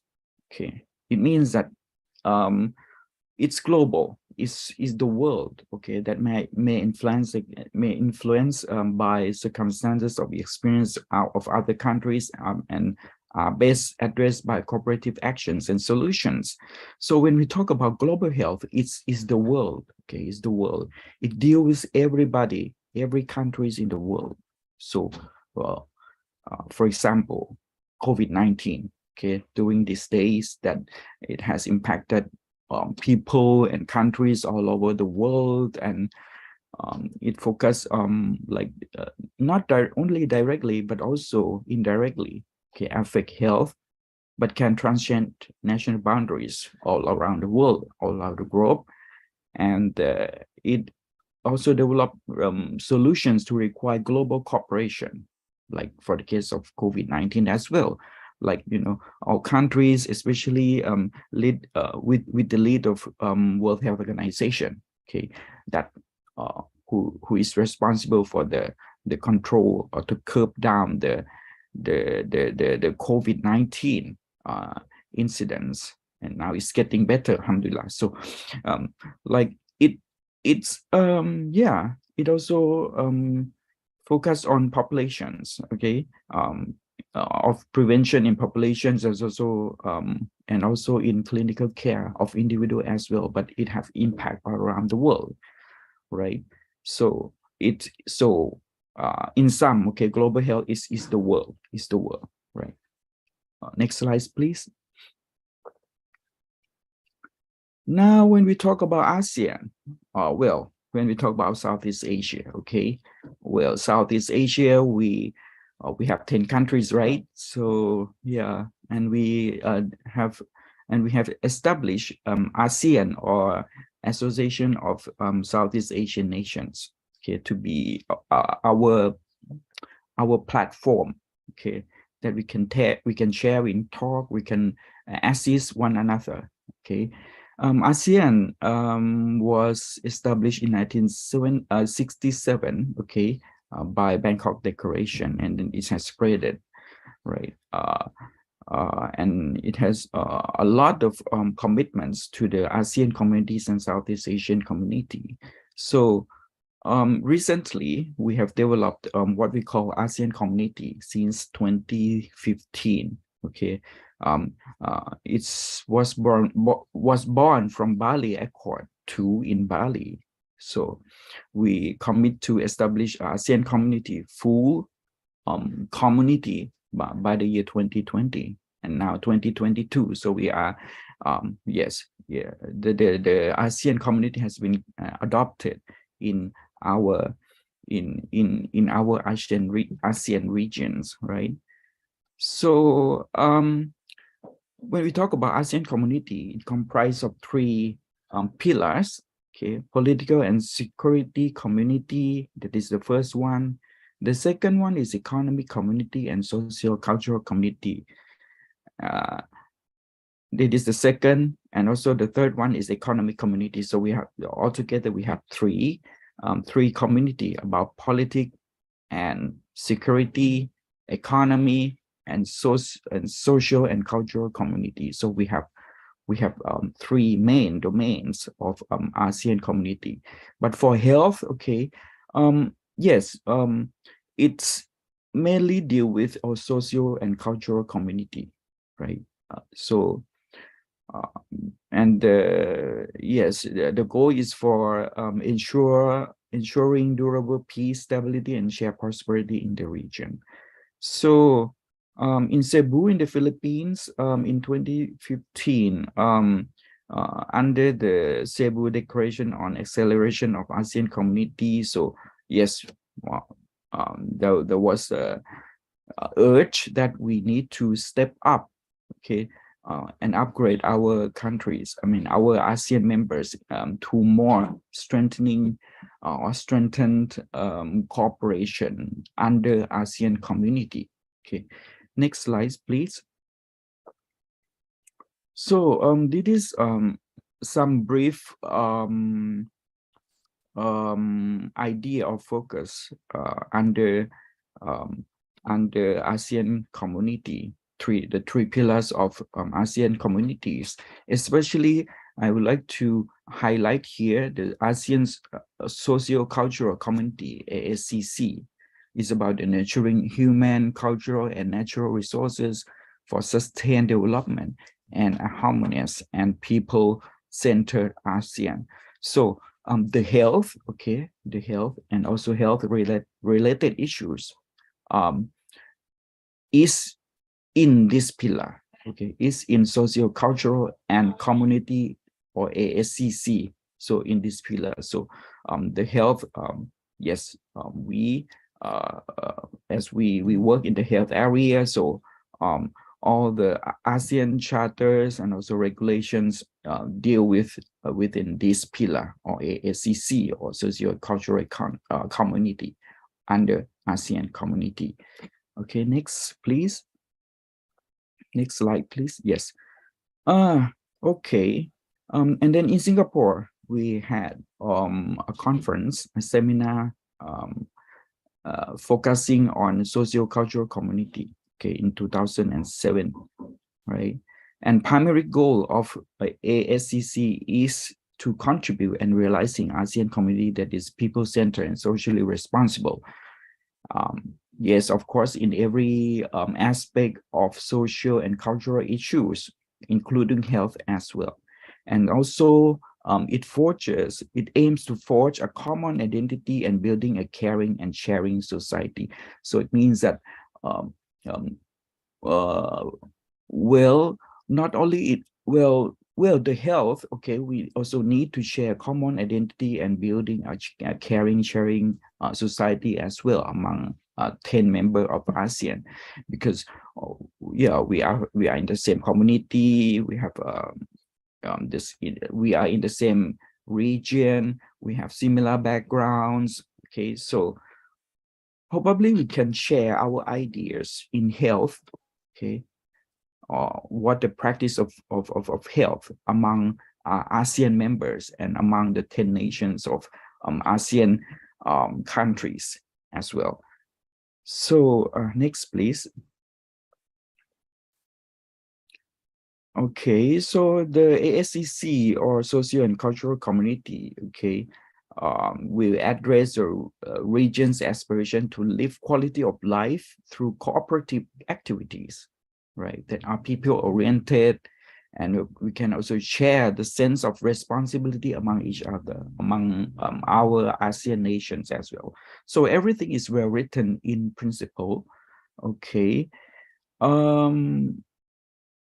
That, okay, we should cooperate and we should focus on people-oriented activities, okay, in socio-cultural aspects, especially in health care, and share the sense of responsibility as well. So among ASEAN nations in 10 countries, okay, we can share our experiences among each other in order to be adopted and to be applied in other member countries as well. So ASCC envisages the characteristic of human development. This is the first one. The second one is social welfare and protection. The third one is social justice and rights. And the fourth is ensuring environmental sustainability. And the next is building ASEAN identity. And the last one is narrowing the development gap. Well, when we talk about health, it's mainly focused in the item B, okay, the social welfare protection, right? So when we see, next slide, please.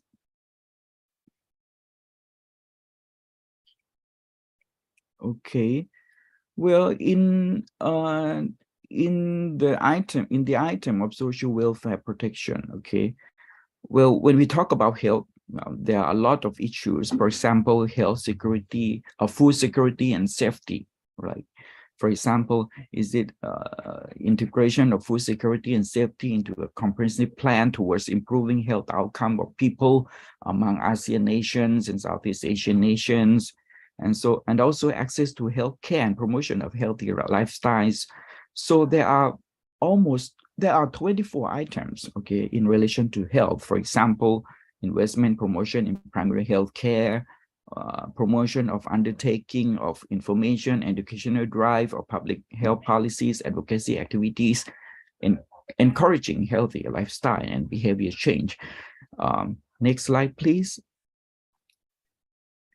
and awareness of enhancement and for example, okay, on the impact of regional and global trade policies. So we can see that all of these goals, okay, relates to healthcare promotion and healthy lifestyles. But among 24 items, we can see just 2 items that relates to community empowerment. So it is the item number 14. Okay, it is about encouragement of public private partnership, community empowerment, and gender sensitive policies in improving community health standards. So it is directly deals with community empowerment in Southeast Asian nations, and also in terms of consumer empowerment to become active participants as well in healthcare to benefit from traditional, complementary, and alternative medicine. So next slide, please. Now we can see the concept of community empowerment. Okay, this given, the first one is given by WHO, okay, World Health Organization. It is about the process of enabling communities to increase control over their lives or our lives, okay, through the management, the administration of community, okay, that we people live in community can share knowledge and can work together in the community in order to work on health issues, to solve health problems for people. And we talk about communities. Okay, communities are the group of people who may not spatially connected but who share common interests, concerns, and identity as well. So it means that when we talk about communities, it doesn't mean that we live together, okay, but we can share common interests, concern, and identities, and also ideas as well, like through participatory process, okay, in the community, okay. And when we talk about empowerment, okay, it refers to the process in which people can gain control over factors and decisions and shape their lives by their idea, their own initiative. So it's the process by which they increase their assets and attributes and build capacities to gain access, partners, networks, or a voice in order to gain control of some issues, especially when we talk about health. Yes, okay, they can be empowered to administer, to manage the health issues by themselves in their community. So next slide, please.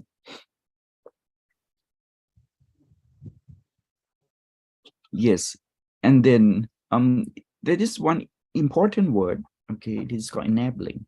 It implies that people cannot be empowered by others, but they can only empower themselves by acquiring more powers in different forms. So in community, okay, people may have different power.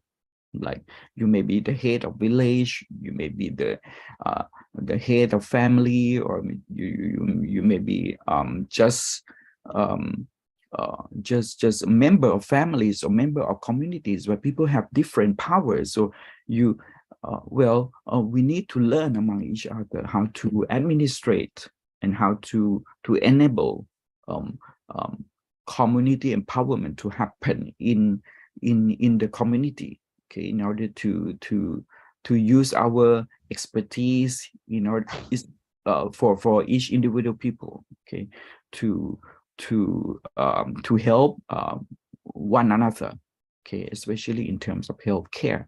So community empowerment, therefore, okay, this is the summary of the definition of community empowerment. So it is more often the involvement, participation, or engagement of communities implies community ownership and action that explicitly aims at social and political change. So yes, next slide, please.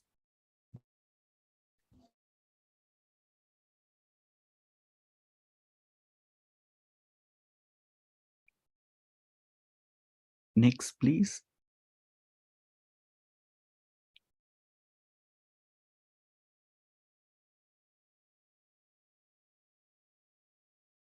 it doesn't move.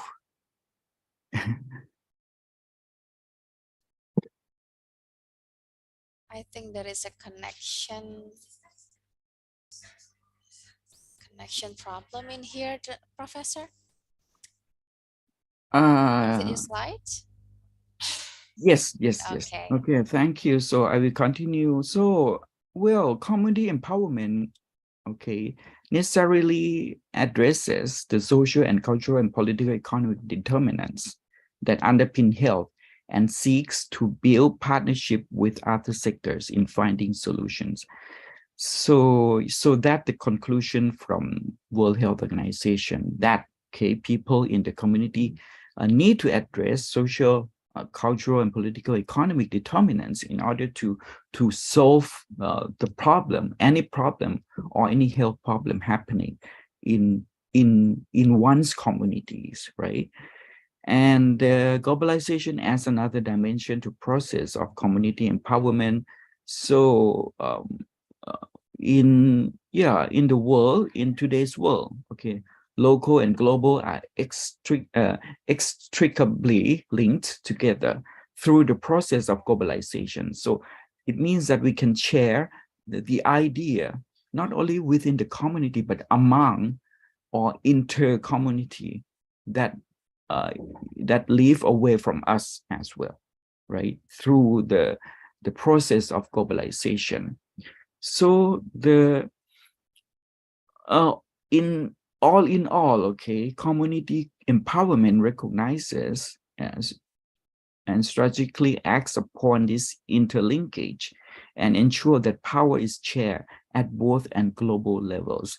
So it means that not only in one countries or in one community in Thailand or Indonesia or in Malaysia, in Philippines, Vietnam, okay, not just only us, not just only in one country, but we can share knowledge, we can share experiences, we can share our idea how to solve health problems among us as well through community empowerment with the concept of application of power, and through the use and through the process of globalization, right? So next slide, please.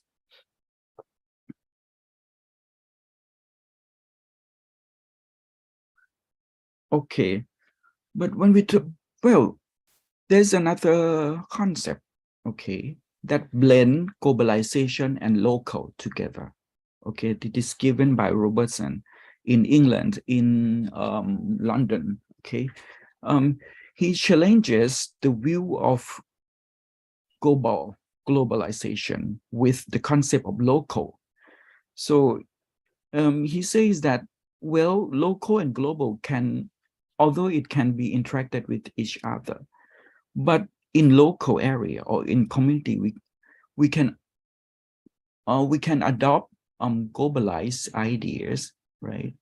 But at the same time, at local levels, at the local level, we can share our idea to the world as well. So this is the what we call globalization. So it is a new term that blend the world and local together. Okay, so globalization suggests that what happened locally and what happens globally are mutually constitutive. Okay, so it invokes the local. One is already thinking of the local as being shaped by the global and the potential of the local to change the global. So it means that, well, we live in one community and in one country, okay, we can share our idea to the world as well. So not just the world that share the idea to us. So the picture is that we blend, okay, global and local level among each other to solve one problem, so to see one, to scrutinize problems, especially health problems, among one another. So it's not just like just to adopt Western concept or idea, but we can share our ideas to the world as well as community, right? For example, we have we adopted the concept of democracy, right, from the Western country, but we also can share something that can reflect and from and embedded within our community to the world as well. So the use of term globalization means that it is local culture which assigns meaning to global influences, that the two are therefore interdependent and enable each other. So next, please.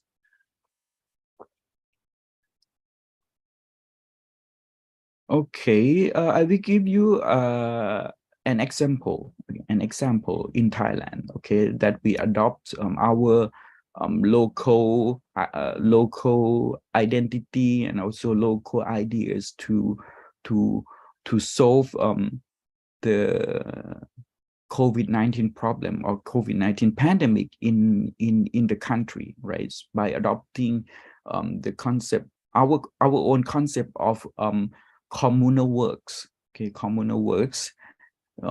So it is step from Buddhism, okay, related concept long time ago, like about about 2000 years ago, okay, that has been adopted in Thailand long time ago. And although we also embrace the concept of democracy, okay, from the West, but we also have this concept from Buddhism as well, okay, to adopt into the management of village health volunteer during COVID-19. So village health volunteer, it was established in 1977. So it adopts the concept of community participation. And one of the most important strategies for achieving the goal of health for all by the year 2000. And the key part of health volunteers is that, okay, they undertake health surveys, collect data, maintain family health records, and do disease prevention campaigns to support the public health authorities. So we make use of the power from the community to help the government or governmental authorities in order to manage the health problem within the community. Okay, next slide, please. So during the COVID-19, okay, what are their roles? Okay, in anticipation of large-scale movement and unemployed workers, so we use unemployed workers to work and to be employed in what we call village health volunteer, okay, in order to do something for the community, and then they get paid, right? Not so much, about 1,000 baht per month. Also, they have their own occupation, their own professions, but they volunteer to become health volunteer in village to control the COVID-19 pandemic. Like their role is to recognize the symptom of they were taught to recognize symptom of COVID-19, and also they have the role to educate members of their communities. Okay. And yeah, so this is some figures. Okay, they receive just 1,000 baht per month, not much. Okay, but we can employ them about 15,000 volunteers in Bangkok, or 1.4 million village health volunteers in the countries, in order to help to solve the problem of the spread of COVID-19, right?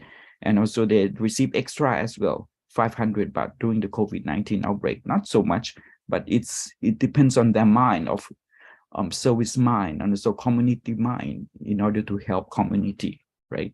So next, please. Right? What are the responsibilities? Okay, they're responsible for identify returnees from high-risk areas, encourage self-quarantine for 14 days, monitor and report and development of any relevant symptoms. And also they also use mobile app, okay, to report medical histories, to collect medical histories among people who come to village in order to keep surveillance on them, not to spread the disease into the community, right? So they knock on doors of people's house and give advice on COVID-19 prevention symptoms and self-observation, and so hand out cloth masks with hand soon, and as well as all alcohol-based gels. So they distribute all this to the community members, also giving advice to people how to take care of themselves during the COVID-19 and how to not to spread COVID-19 symptoms to other people in community. So next, please. So this is some pictures of their roles, okay, and their responsibilities, and also their, okay, they use mobile units by riding motorcycles, okay, with full protection, right, to houses, okay, in order to give information to villagers, okay. They also visit villagers, to give information about COVID-19. They do sort of temperature check every day to report to the authorities. And so also they distributed, they have distributed the protection mask and also gel, alcohol gel to people as well. So this is their role, okay, that, and all of them are villagers as well. So next, please. So I will talk about,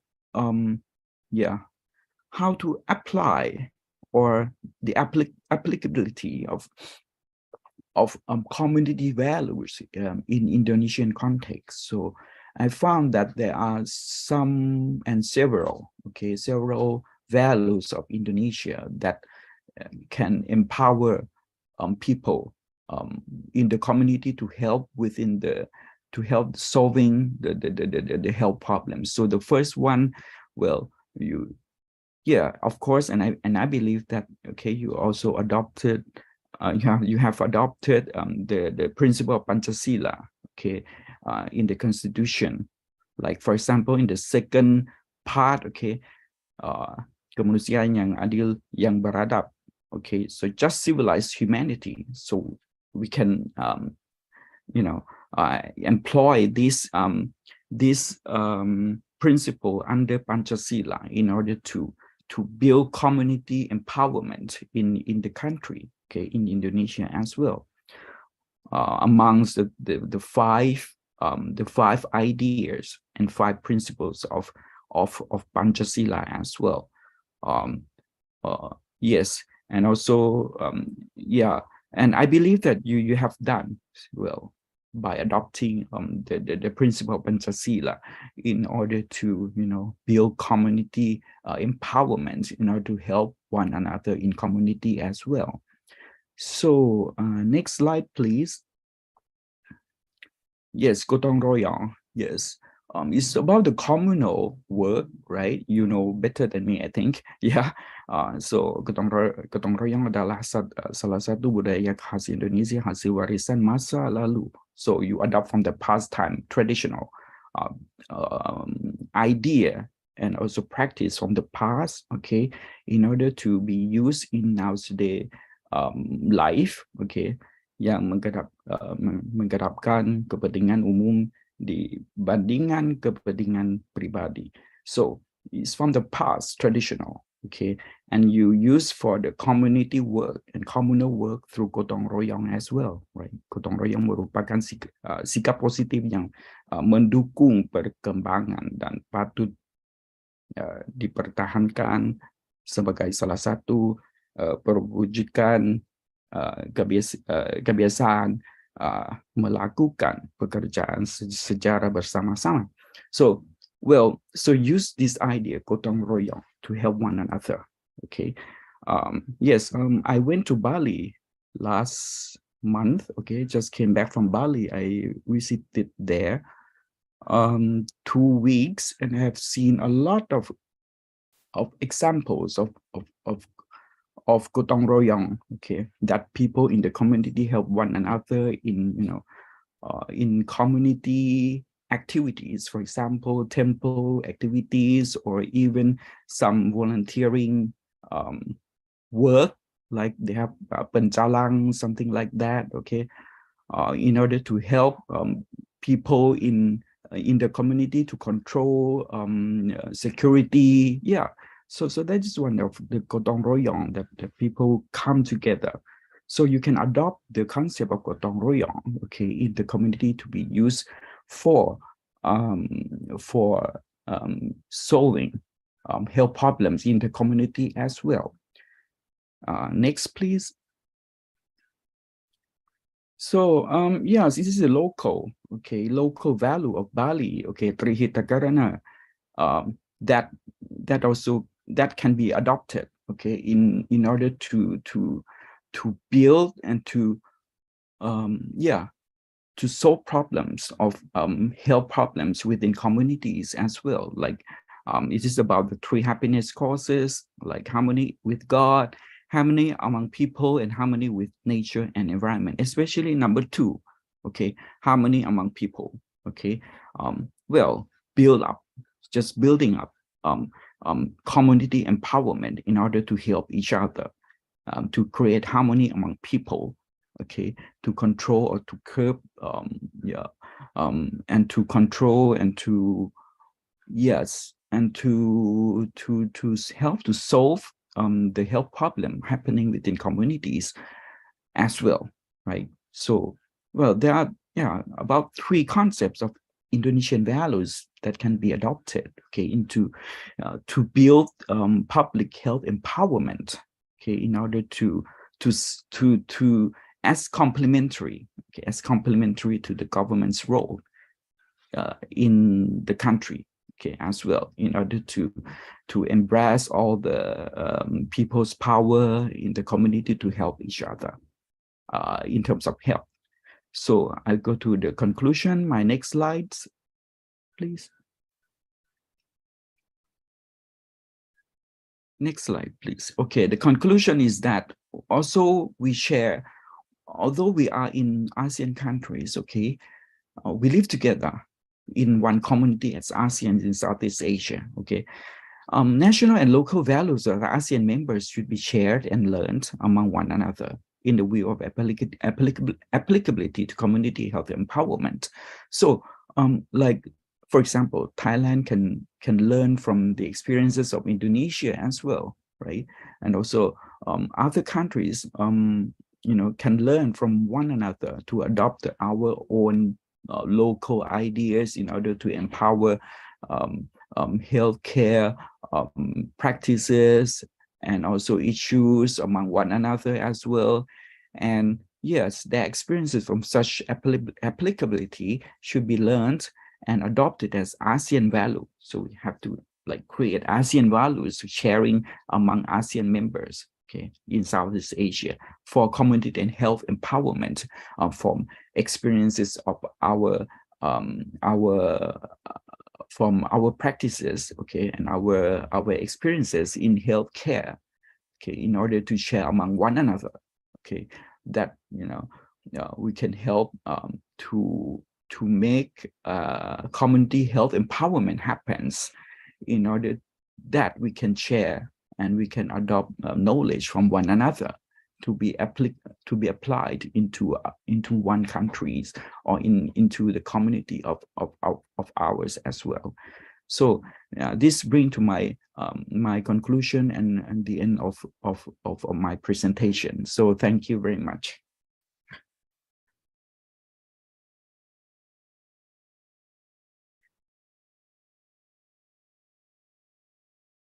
Yes, it's done from me. Yes. Okay. Thank you so much, Professor Tamarat, for your presentation. That is very beneficial for us. So, ladies and gentlemen, let's move to discussion section. Do you have any questions so far? You can raise your hand or drop your question to the chat box.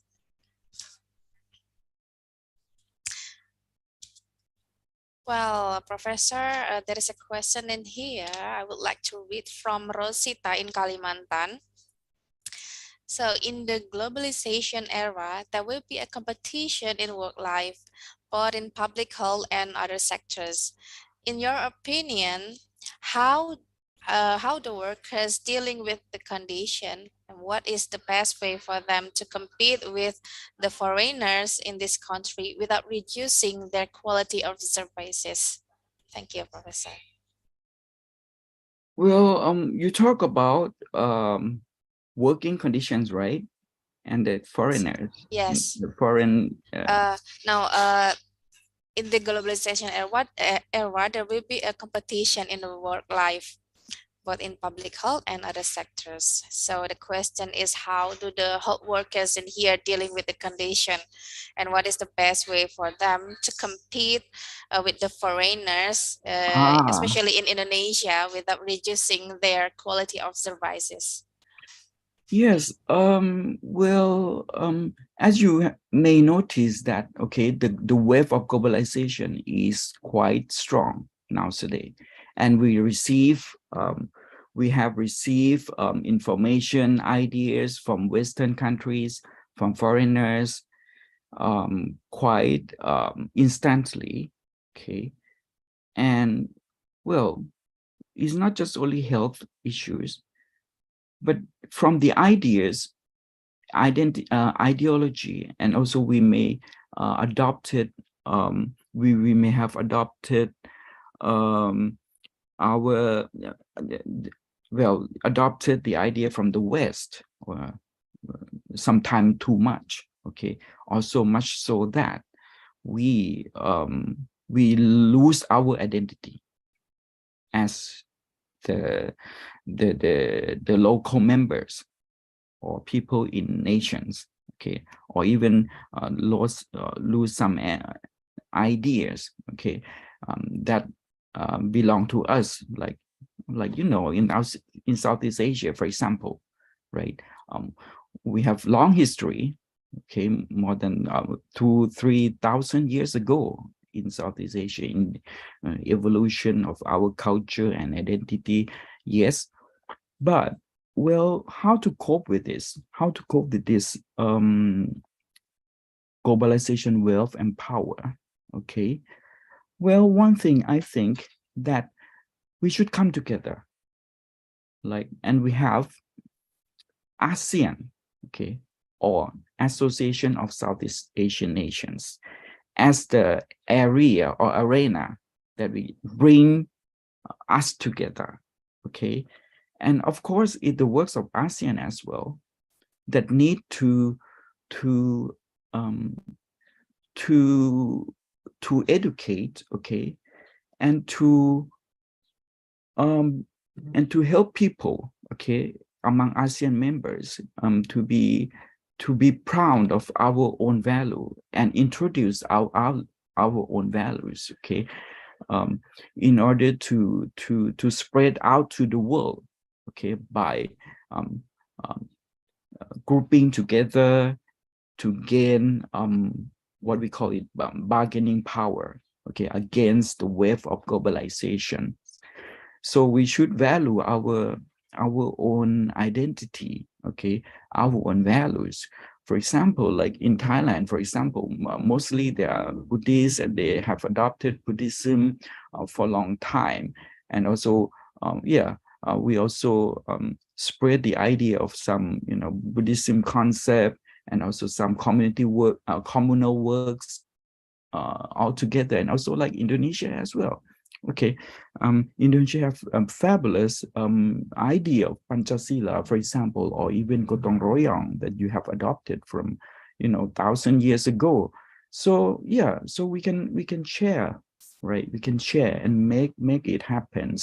So yeah, against the wave of globalization that we maybe harming our community, like for example, nowadays it's quite harmful to receive some not so not so it doesn't fit, okay, our value, for example, okay, like, we receive some illicit things, for example, from outside through internet, like, for example, pornography, for example, which is against the value of us, right? So we should try to, build up in the community sense, build up community sense in order to promote.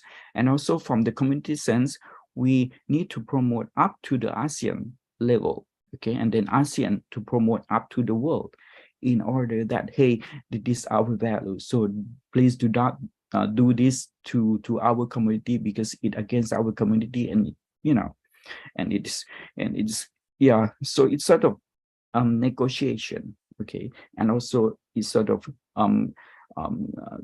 contra amongst among the wave of globalization. So this is my idea. So, but in practice, okay, it will happen or not, okay, we should, okay, we have to see it, okay, we have to see it and just spread our idea in order to be against the wave of globalization in the world, for example, like, and we hope it happen if we stay strong together as one ASEAN members or one Southeast Asian nations, right? Yeah, I hope that answer your question. Okay, inshallah. Yes. Thank you so much, Professor. So there are also two participants in here would like to ask you some questions. The first one is Miss Sovranita. Time is yours. You can unmute your microphone. Thank you. Assalamualaikum warahmatullahi wabarakatuh. Waalaikumsalam. Sopranita from Poltekkes Kemenkes Kaltim. Professor, according to the slide, I saw that we know that people can be empowered by others. They can be do by themselves. But there are many reasons why empowerment is not optimal. Although the health center institution like Puskesmas has made many efforts. So maybe you can give us an idea or something. How can we do to optimize, empower people so we can apply in our institution? Oh, yeah. Okay, thank you very much for the question. Well, one thing that I just popped in my mind is that, okay, well, it also depends on the government as well, okay, that should support us with some financial supports, okay. Well, without money, it's quite impossible to make community empowerment happen without money or without financial support, even from especially from the government, even from central government or local government, right? And yes, I think it is. So this is my opinion. Okay, the government should invest more. Okay, should invest more in healthcare to support people living in community or in each part of the country or each part of Indonesia. For example, like the case of Puskesmas, right? It's sort of community primary health center, for example, right? And also it can also put more effort in technical help for people as well in the community. So yeah, but I think one thing, the most important thing is also the financial resources that have to be, delivered to the community in order to make this happen. Also, another one is to build up some regulations and law in order to make this happen. For example, like in Thailand, we have what we call National Health Assembly, for example, that join people, healthcare workers from all over the country, okay, up to the provincial level, and then they send delegates to the what we call National Health Assembly in order to represent their role in the community, share their voice. Yeah, so regulation is also important as well, apart from financial assistance and also technical assistance as well. So it depends on the government, okay, commitment, okay, that should provide these things to the countries and the communities in order to make it happen at the local level, right? So yes, hope this answer your questions. Yeah, inshallah. Thank you, Professor. I understand. Yeah. Thank you so much, Professor, for the answers. And thank you also for Ms. Sobranita for joining us in this seminar. Well, the next questions will be from Inaha. Ms. Inaha, are you ready? Yeah.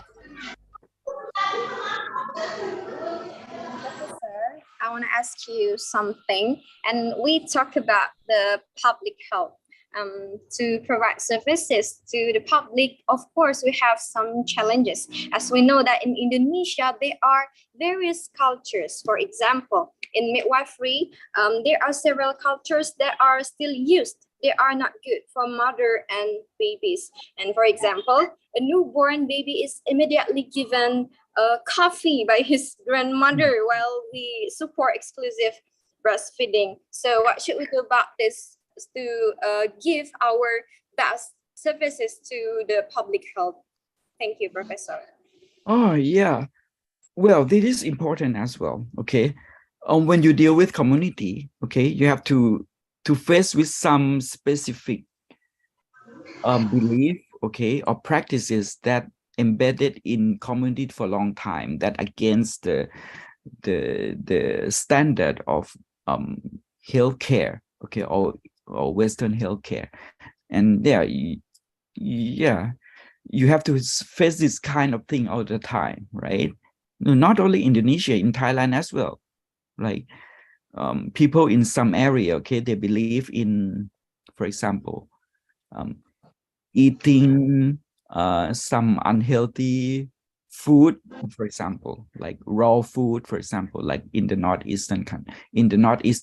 So we also, like, you know, the Ministry of Public Health at the local and national level, okay, have always promoted not to eat raw food, otherwise you will be sick with some diseases, something like that. Okay, yeah, and it's quite difficult because in northeastern they prefer to eat raw food like raw fish or this kind of thing that harm their health. So what we could do, well, one of it is that, okay, apart from promotion of the right practice of healthcare up to the Western standard, and also based on scientific proof that, you know, that practice is not good for people's health, but also, right, well, again, the government,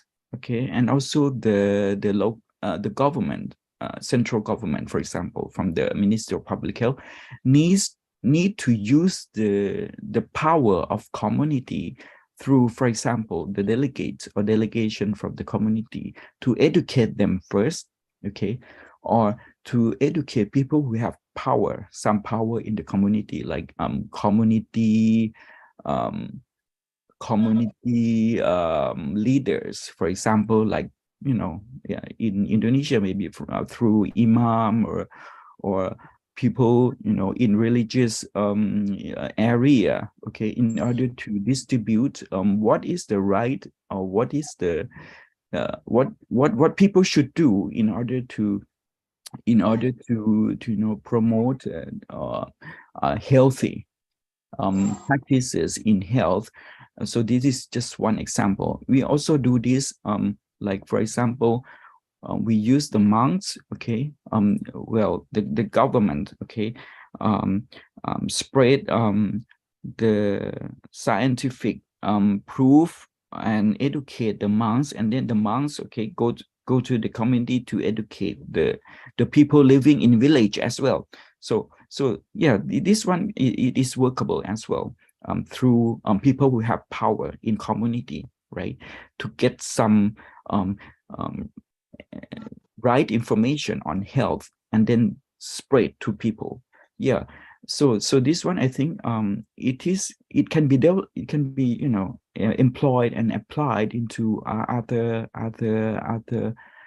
places in Southeast Asia, in Indonesia, in Vietnam, in Malaysia as well, by using the power of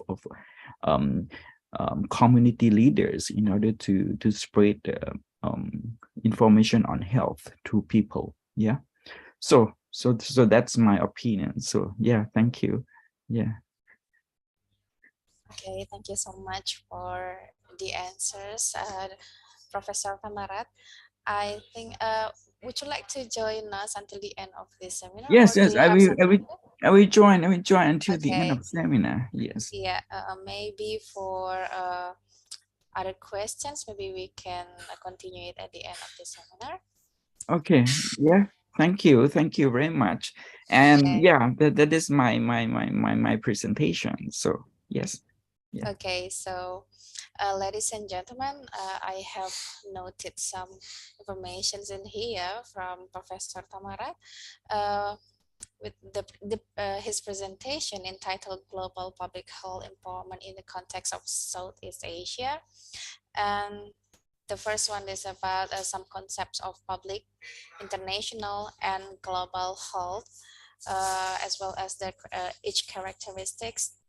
And then also about interrelation of the three pillars to establishment of Asian community, namely economy, social culture, and political security.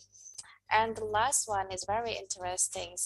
During the COVID-19, Thailand involves the power of community or volunteers to manage health problem. What we call in bahasa Indonesia, dengan gotong royong semua tertolong, Profesor. Oh, yeah. Okay. Well, that was the outstanding presentation from Professor Tamarat Marohabatar from Thailand, Mahidol University. Before we end this session, we would like to give you a certificate of appreciation, Professor. Okay, so here is the certificate.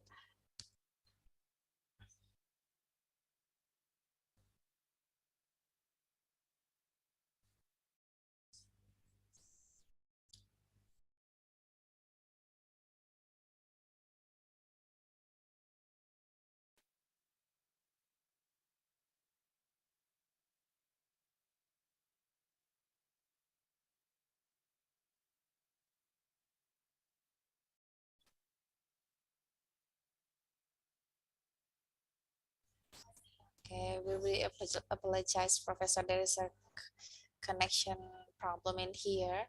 We'll start to share the certificate.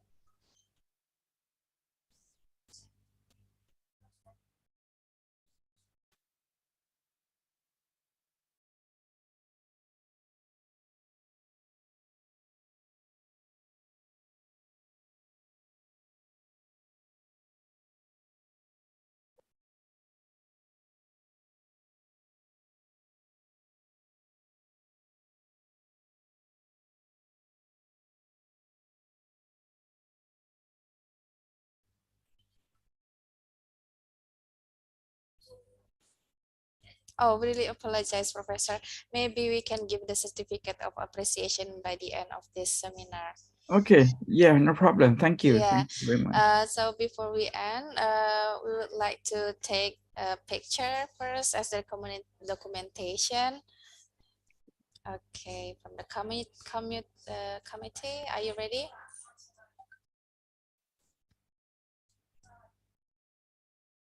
Oh yeah, okay. All here you right. are. Okay. Thank you very Yeah, thank you much. so much to be the speaker in this international seminar of midwifery Yeah. department Poltekkes Kemenkes Bengkulu, Yeah. entitled The Role of Midwives Care in Complementary Midwifery Care through Community Empowerment. Thank you so much, Professor. I hope we can meet someday in Indonesia. Yeah, inshallah. Terima Yeah. kasih for the certificate. Okay, thank you very Yeah. much.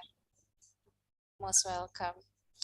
Okay, let's we take a picture for a while. 1, 2, 3. Okay. Thank you so much, Professor. We will move Thank to you. another section.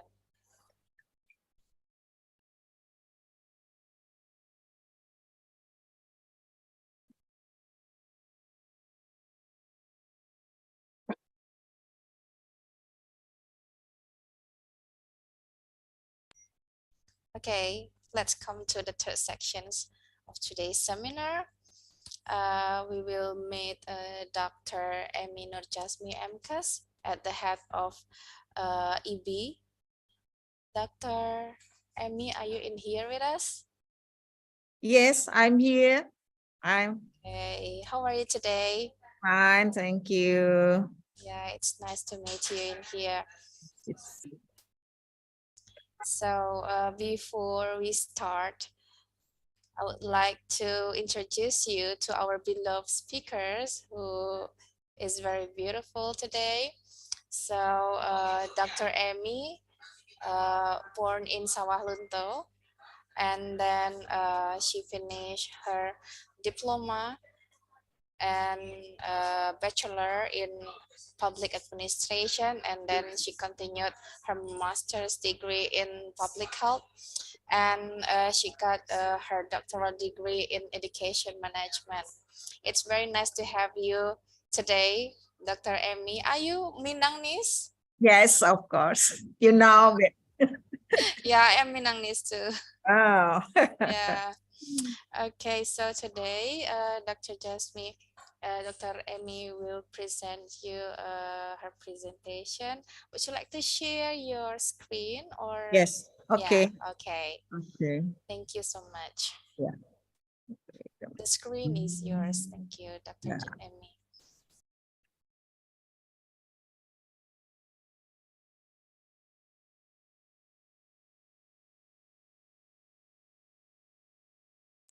Can you see? Yeah, it's okay. Hello. Yes, that is very clear. Okay, okay. Oke, Assalamualaikum warahmatullahi wabarakatuh. Waalaikumsalam. Selamat pagi dan salam sejahtera buat kita semua. First of all, I would like to thanks to the Director of Polytechnic Bengkulu, Ibu Eliana, and all faculty members, and also to the organizer of this webinar. I'm happy. Thank you for inviting me in this webinar. And also, I would like to thanks to Ibu Director General of Health Human Resource, yeah, Ministry of Health, but I think maybe she doesn't join with us today. I don't know. And thank you also to the expert speaker that I already follow from the beginning. And thank you for your presentation. Many information that also we can learn, that we share information in this webinar session. Okay, now I would like to start my presentation. What was request from the organizer that I have to talk about the role of midwife in complementary care. I think there is also that we already, maybe all of you or maybe some of you already know about the complementary care in midwifery. I think there is now is also very important for us. That why in this webinar I'm really happy to share the information about the complementary care in midwifery.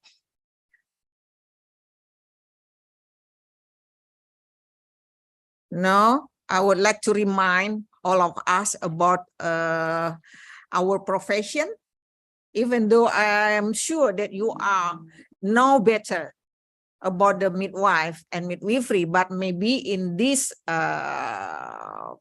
webinar, maybe the participant, not all midwife or lecturer, but I know some or many participants are students, maybe new students. That's why I would like to remind us about midwifery is one of the oldest profession in the world. From the beginning of the human race, women have needed someone to assist them in the birthing process. Maybe the call is not midwife in the previous, but the system, but the assistance need when women do their delivery or in breathing process. Now we know the name is a midwife as our profession. Also, we have the position statement from ICM. Midwifery as a profession in its own right, with a unique body of knowledge, as well as share knowledge with other health disciplines. Much of this knowledge is based on evidence. That is the result of research carried out even though by midwives and others. And as such, it is extended or amended from time to time by the findings from new studies. I think the topic for webinar this time, I think also relate, because based on development of science, technology, that now many alternative care could be used, of course, follow by the standard and also fulfill the requirement, and the important thing should be evidence-based.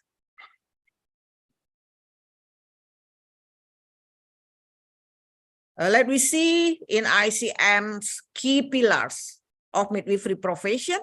The key pillar is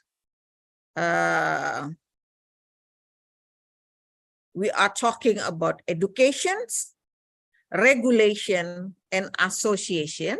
This is the key pillars of the midwifery as a profession, underpinned by competencies, and of course, develop, strengthen, or improve by result of research.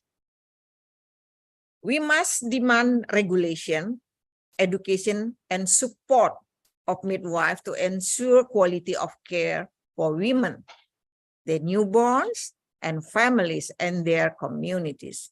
Fortunately, in Indonesia, we have regulation, many regulation, strong regulation. We have Midwifery Act or Midwifery Law. I think the important for us as a profession in Indonesia, it's emphasize how is the recognize of this profession from government, from community, from people, from others profession also.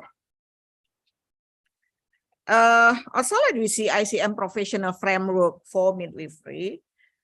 We are talking midwifery philosophy, essential competencies for midwifery practice.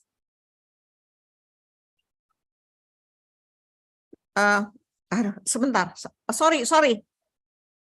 Ya, iya Ibu. Halo? Ya, Bu Emi, Yanti, Bu Emi. Oh, aku lagi bicara Bu Yanti dari internasional webinar. Iya. Boleh, ada yang masuk Bu, soalnya ini penting banget Bu.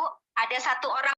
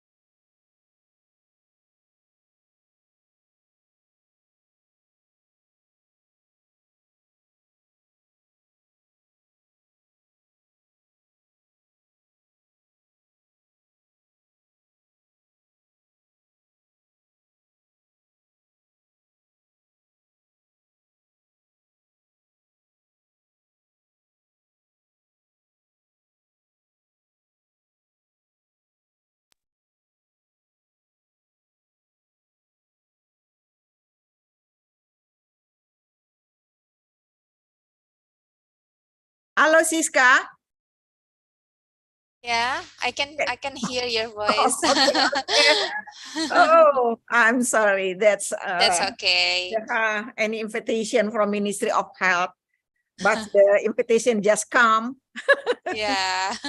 Okay, this is That's the okay. interprofessional framework that we have to have the to understand in deeply about the philosophy of midwifery, and also we are working based on essential competencies for midwifery practice. That this is a framework that we are talking about. We are as a profession, of course, that we have the education and support by regulation, association, and we provide midwife with leadership competencies, research evidence, midwife-led continuity of care model of practice in the services. This is our framework. And of course, that we have to support by an enabling environment. Based on our philosophy that we have to give serve, and with the perspective gender equity. Yeah, this is the framework for midwifery profession. Midwife, this is by ICM definition, midwife, women partnership as a women partnership. The midwife is recognized as a responsible and accountable professional who works in partnership with women to give the necessary support, care, and advice during pregnancy, labor, and the postpartum period to conduct births on the midwife's own responsibility and to provide care for the newborn and the infant. This care includes preventive measures, the promotion of normal birth, the detection of complications in mother and child, the accessing of medical care or other appropriate assistance, and the carrying out of emergency measures. This is the definition by ICM. Now let me see, in Indonesia, we have so many regulations support midwife as a profession in Indonesia. The main regulation we are talking about midwifery law number 4, 2019, established in 2019. Also, we have some regulation to support our profession. We are talking about the standard profession. We are talking about functional position of midwife. Now, the new one, we are talking about the work competencies of midwife. Yeah, this is the regulation supported specifically for midwife. Also, we still use this one, the Health Ministerial Decree number 28, 2017, talking about licensing of practical midwife. I think there is the strong regulation would support midwife as a profession in our country. Fortunately, we have strong regulation. Midwifery in our definition based on our law, midwife is a woman who has completed a midwifery education program, both nationally and abroad. There is legally recognized by the central government and has fulfilled the requirements for practicing midwifery. This is our specific definition based on midwifery law. Midwifery services is a form of professional service that is an integral part of the healthcare system provided by midwives. could be independently, collaboratively, and or referred. Independent practitioner midwife is a healthcare facility organized by midwives with professional education graduates to provide direct services to clients. It is also stated in our midwifery law.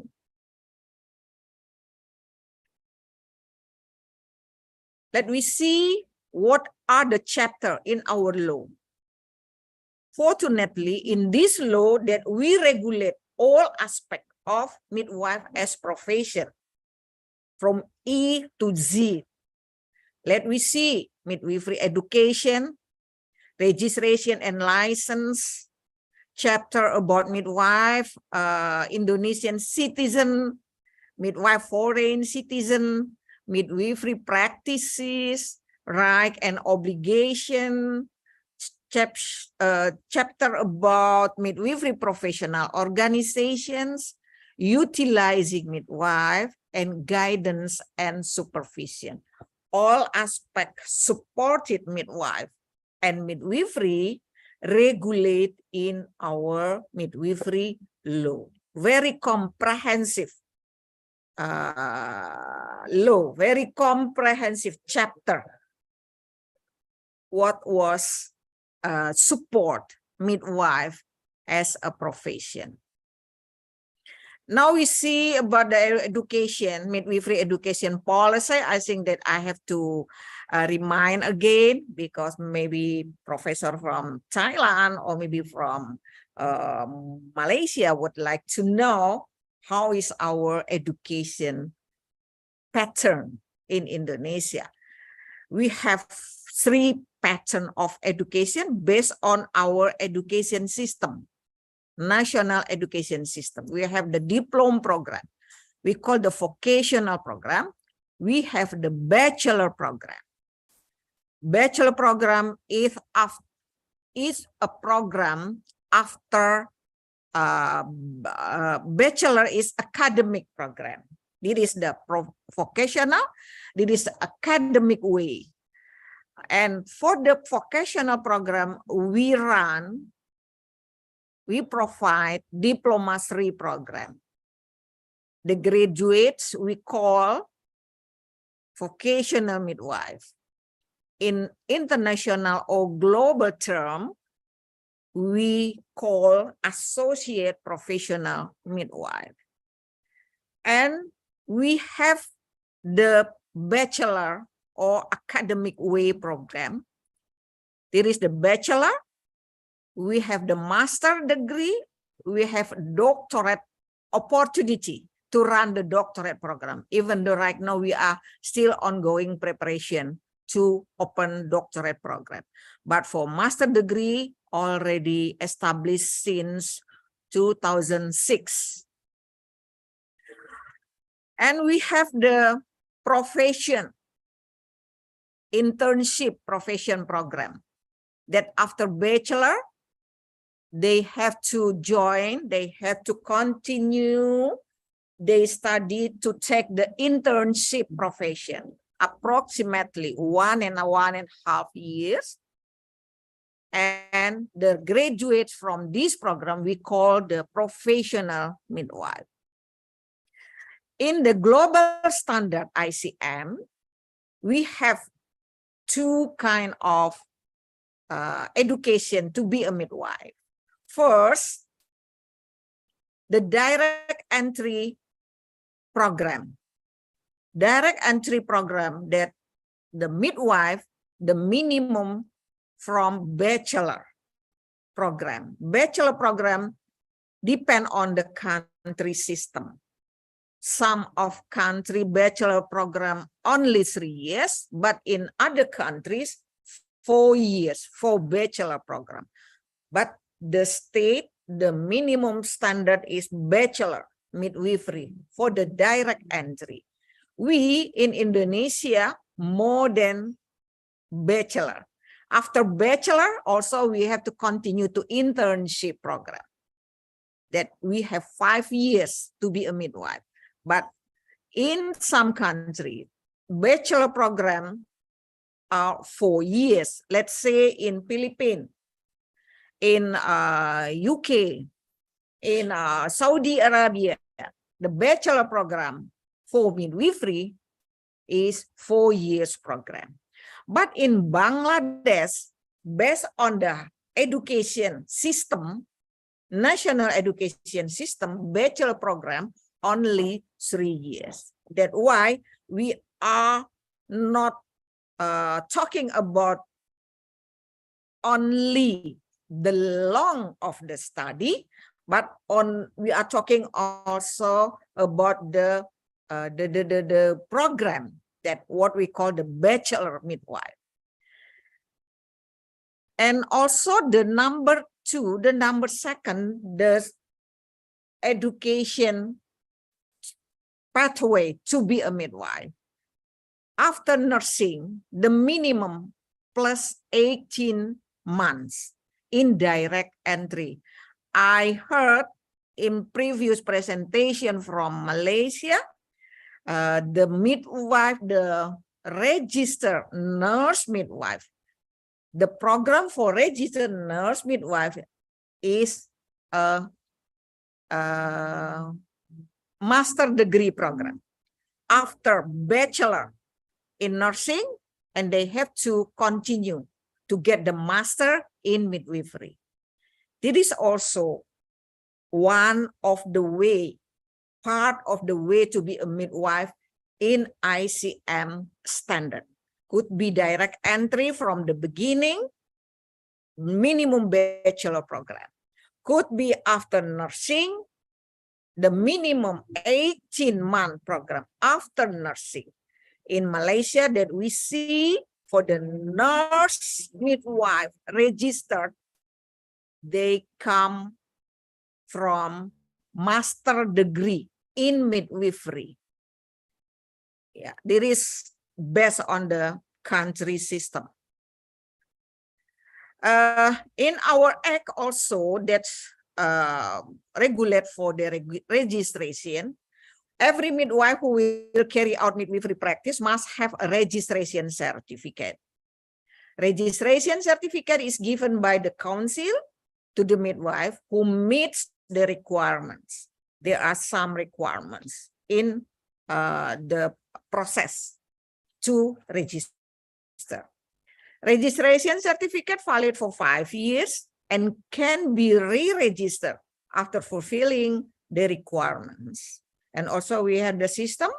We developed the guideline how to re-register. What are the requirements? We already developed and we already make a standard. We have to fulfill, let's say, 25 credits profession.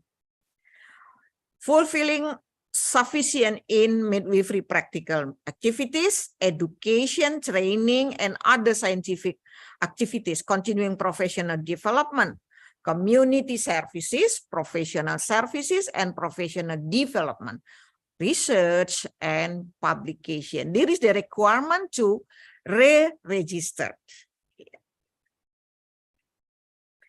For midwifery practice are carried out at independent practice midwife, independent midwife clinics, other healthcare facilities, all healthcare facilities. Let's say in hospitals, public health center, clinics, village midwife, and all health facilities. Midwifery practices carry out in accordance with competencies and authority and comply with the code of ethics, profession standard, and standard operational procedures. There is the regulation, the guidance, how to implement, how to apply our education, how to apply our profession into services. Licensing, midwife who will practice in midwifery must have a license whenever, wherever they are working, they have to have the license. In hospital, in public health center, in clinics, in village midwife, in private practitioner clinics. Practical license is provided by the health district regional government. To get license must have registration certificate, which is still valid. And we have to also apply for the practice site in our apply for the licensing, where I will practice, where I will work, that I have also to put in this document.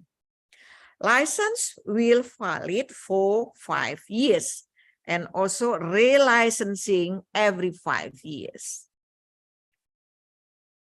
This is the scope of midwifery practice, the scope of midwifery services. We are give the services, or we are give care in the maternal health services, child health services, women reproductive health and family planning. And we can also implementation of tasks based on delegation of the authority. And also we can implementation of tasks under certain conditions of limitation. These two as a delegation task. It is from doctor, it is from government. The task of the midwife can be carried out, yes, already mentioned, independent or collaboration. Implementation of tasks is carried out in a responsible and accountable manner.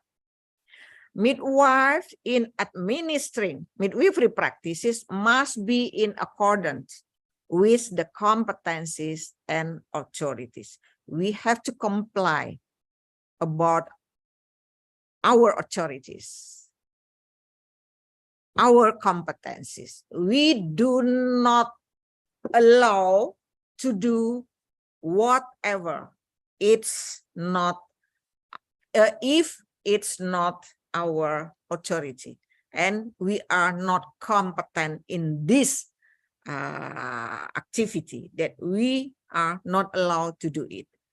We have to do based on the competencies and the authority, but we have some delegation, depend on delegation. Yeah, this is the regulation. In carrying out our duties in providing maternal health services, the midwife has the authority to provide midwifery care before pregnancy, during normal pregnancy, during labor and normal delivery, in the puerperium, conduct emergency care for women, for pregnant women, childbirth and referral, early detection of risk and complications during pregnancy, childbirth, postpartum, as well as post-miscarriage care, and continued with referral. There is in maternal care. Now we are talking about carrying the task of providing child health services. Midwives are authorized to providing midwifery care to newborn, infant, toddlers, and preschool children. Provide immunization according to government program, monitoring growth and development in infants, toddlers, and preschool children, and early detection of cases, complications, growth disorders, and referrals, and also emergency care in newborns, followed by referral. This is in child health area.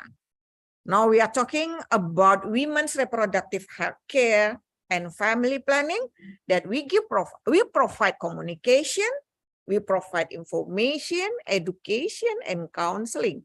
And also we provide care for family planning services. We can give a pill, injectable, insertion IUD, and also implant in accordance with statutory provisions based on standard and follow the all regulation. Scope of practice, scope of midwifery practice in continuity of care. Let we see here first. Midwife as the front line in providing access to maternal, child health, and family planning services in the community. More than 72% midwives who are working in the primary health setting, including, of course, in the community public health, sub-public health, village midwife. The midwife is a care provider with a strategic and unique role in MCH, maternal and child health, as a partner for women, especially in undergoing their reproductive health cycle through holistic and continuity of care with a midwifery respectful care approach. We have to respect to our client, and we using the midwifery respectful care approach. Okay, later we will see. Midwives are change of agents because we are close to the community. We can mobilizing community participation and empowering women and families. We are close to them. Midwives as collaborators in maternal and child health and family planning services at community health care to referral health care facilities. We are as collaborators. Which one? The patient should be referred to hospital, to public health center. Because in our scope of practice that we do, the first we have to do health promotion and prevention. Providing care for the pregnant and pregnant woman, carry out normal delivery care, carry out postpartum care, providing baby and child health care, providing women's reproductive health and family planning services, screening. This is important. We are as a front line of healthcare provider. We have to do screening for complication in maternal, child, and women reproductive health. That's why this screening related with we are as a collaborator. When we found it's not normal, when we found high risk, we have to collaborate to other health facilities. Of course, we have to carry out emergency care in accordance with competencies and authority. We have to referring high-risk cases and complications, mobilizing community participation, and empowering women and families. This is the big role, the big function of midwife, specifically in the community. Key midwifery concepts by ICM, let me see. There are a number of key midwifery concepts that define the unique role of midwife in promoting the health of women and childbearing families. These are, we are partnership with women to promote self-care and the health of mothers, infant, and family. We have to use the respect for human dignity and for women as persons with full human rights. advocacy for women so that their voices are heard and their healthcare choices respected. We know the status of women in our country, it's not really good. In some region, women still feel, or maybe they feel, as a substitutes of men. They have not independent yet. Cultural sensitivity, including working with women and healthcare providers to overcome those cultural practices that harm women and babies. Oh, I heard the question in previous session about the danger cultural in our country. Let's say baby, they give the baby the coffee to the baby. I think what we have to do, that we have to give the education, we have to give the information. Yeah, this is our role in the community. Focus on health promotion and diseases prevention that views pregnancy as a normal life event. Advocacy for normal physiological labor and birth to enhance outcomes for mothers and infants. This is from ICM. Of course, based on this key concept, we have to have the appropriate understanding, the important thing we are talking about the pregnancy as a normal life. We have to give the all information to pregnant women. And also we have to do the screening, which one normal pregnant, which one high risk, which one abnormal, that we have to collaborate. Also for the normal physiological labor, we have to screen. We have to take the early detection. It is the normal, it is not, it is high risk, then we have to refer. This is the message of midwifery concept by ICM.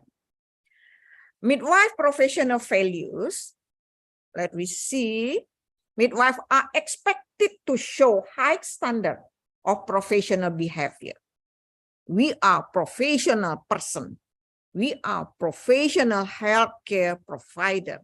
We have to show our professional behaviors. Midwives are professionally responsible and accountable for their practice, attitudes, and actions, including inactions and omission. Do we have to do? We not allowed to do? We don't allow to do? That's this, the values. Midwife recognize the relationship between professional responsibility and accountable and their professional integrity.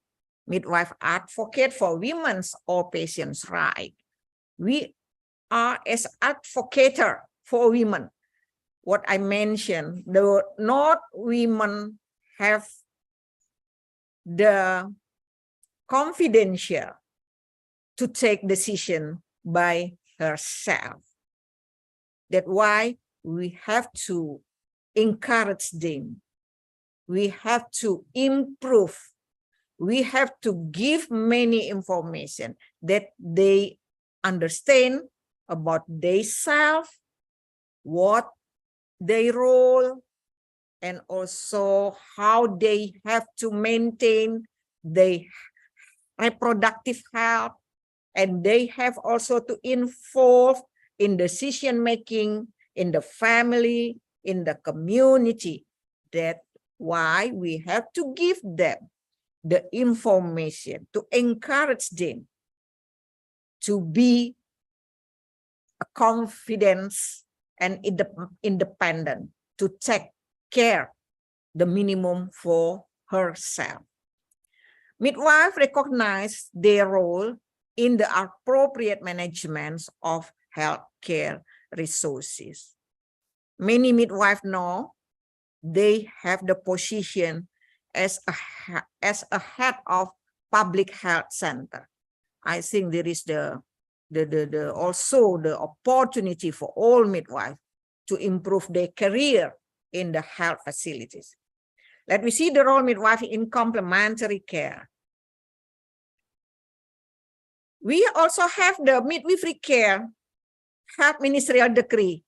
This is the regulation about the midwifery care standard. Midwives provide holistic, humanistic, evidence-based midwifery care with a midwifery care management approach and pay attention to physical, psychological, emotional, socio-cultural, spiritual, economic, and environmental aspects that can affect women's reproductive health, including promotive, preventive, curative efforts, and rehabilitation according to their authority. In our midwifery care standard, also we are talking about how we see our clients.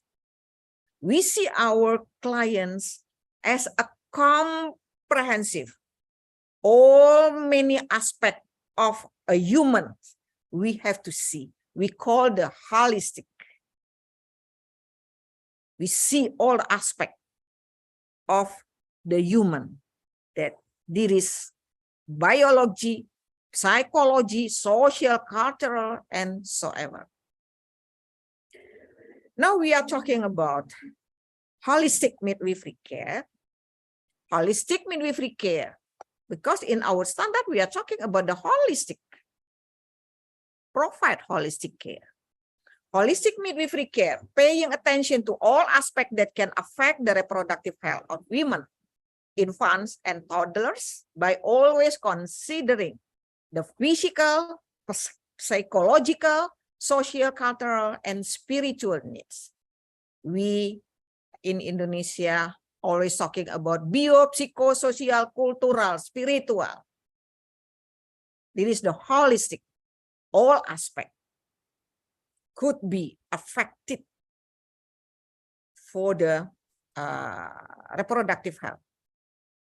The human baby, the human body is an integrated system and function that is very complex and interacts with each other, which is very compact. Automatically, disruption of one system and function of the human body can affect other body system and functions. That's why we have to considering about the all aspect.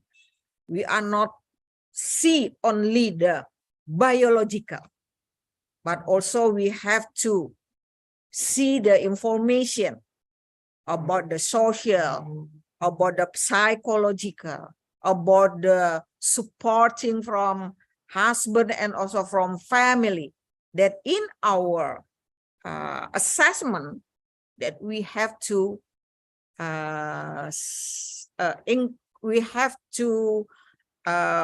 explore many information. Holistic care uses a comprehensive concept, namely the integration between soul and body, as well as social, with scientific natural methods. This is the dimension of holistic care. The dimension, the relationships between one's biopsychosocial, cultural, and spiritual. The dimension of understanding that one is a unified whole and cannot be separated. Sorry.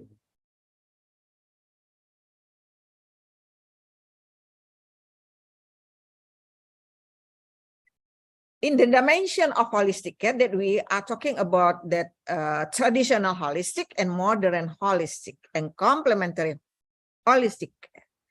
Traditional holistic, a care technique that utilize nature with the principle of holism as an alternative medicine or traditional medicine. which include such as traditional holistic acupuncture, acupressure, hair, and others. Modern holistic, a healing technique that combines traditional or ancient healing with modern technology and science that utilize nature with the principle of holism, such as hypnotic psychology and some else. Complementary holistic care, a care technique that combines traditional or ancient healing with modern technology and science that utilize nature with the principle of holism given in a creative, flexible, supportive, caring, sustainable way according to the mother's wishes under the guidance and monitoring of such as acupuncture, acupressure, herbal, yoga, hypnotherapy, hydrotherapy, etc.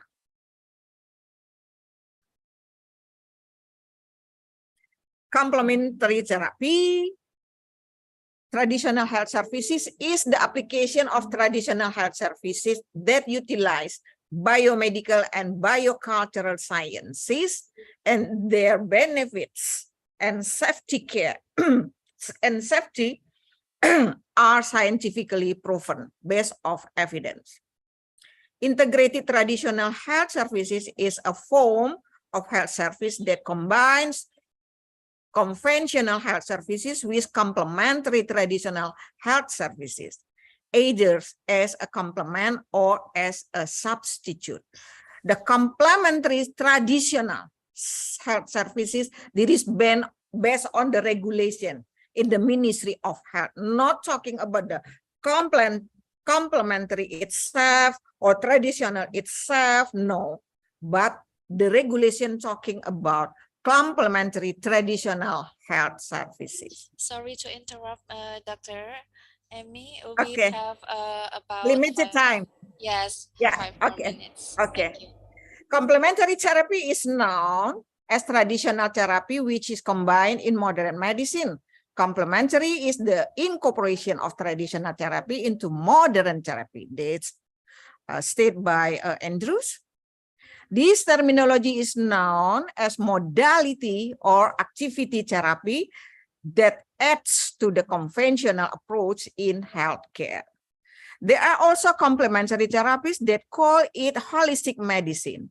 This opinion is based on a form of therapy that affects the individual as a whole, namely an individual harmony to integrate the mind, body, and soul into a single function. Complementary traditional health services that meet the criteria can be integrated into health service facilities, includes follow scientific principles, that not endanger the health of the patient, continue to pay attention to the best interest of patient, and have promotive, preventive, curative, rehabilitative, and improve the quality of life of patient physically, mentally, and social. Based on the method of treatment, complementary traditional healthcare is carried out using skills, drug, or combination by combining skills and drug. Complementary traditional health services that use the skill method can be classified into manual technique, energy therapy, and touch therapy.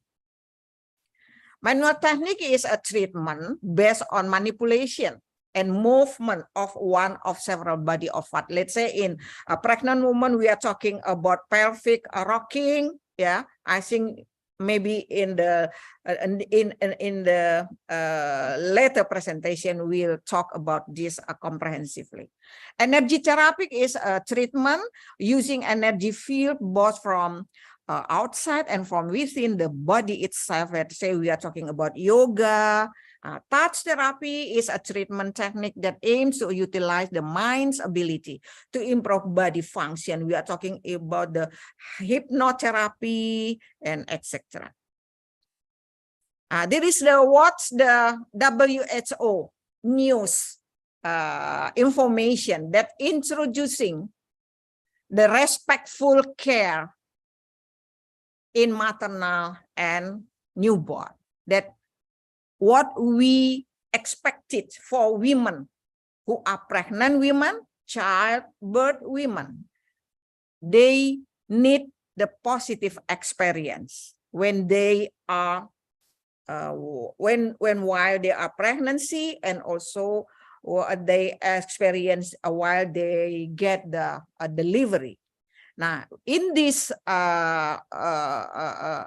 new information for the introducing respectful care, we are talking about the essential physical resources, competent and motivated staff who will be give the care.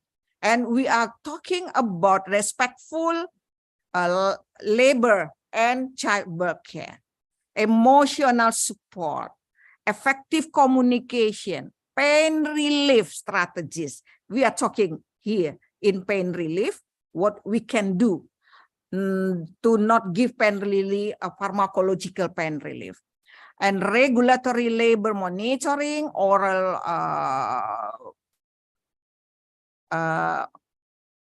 fluid and food, and also mobility, pre-established referral, and continuity of care. This is the new information from WHO to give the comprehensive care to the women, pregnant women, and also childbirth women. Respectful midwifery care in seeking receiving midwifery care before, during, and after childbirth. Every woman has the right to be free from harm and mistreatment. They need the information, informed consent, and refusal, and respect to choices and preferences, including companionship during midwifery care wherever possible.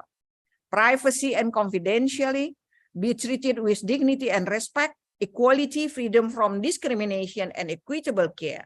Healthcare and the highest attainable level of health, the quality care. Liberty, autonomy, self-determination, and freedom from coercion. There is the reversing the trend partnership in care, aim to provide respectful care that is woman-centered, empowering, and supportive, is evidence-based and shown to be beneficial, permits free communication and full expression of trust and commitment, ensures all women are treated equitably. Midwife and complementary therapy from Royal College of Midwife in UK, that this is the advisor in RCM, UK, RCM. While that many midwives do complementary therapy, but they have to make sure that they do it the right way. If they are using complementary therapy, they must have the skills and competencies necessary to carry out the procedure of therapy. The therapy should have a clear benefit. For example, yoga provides a gentle form of practice with clear benefits, including spiritual benefits such as self-confidence and relaxation. Complementary alternative medicine, complementary and alternative medicine claims to offer multiple benefits in pregnancy and birth with medication such as ginger to help relieve morning sickness and aromatherapy to aid relaxation. Every midwife who will use complementary therapy must be held accountable if something goes wrong. Various theories state that the production of biological pain drugs can be done like endorphin stimulation. Later we will see. She also said there was increasing interest in complementary and alternative medicine among midwives in response to requests from pregnant women in UK. However, she cautions that midwives doing complementary therapy should ensure that they receive appropriate training. I think what is me is that there is so much interest among midwives doing things without knowing what they are doing. This is the important that we have to get this message.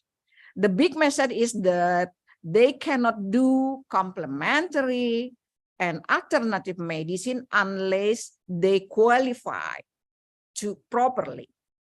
They must have a training certificate according to applicable regulation. Let me see now, this is the last slide.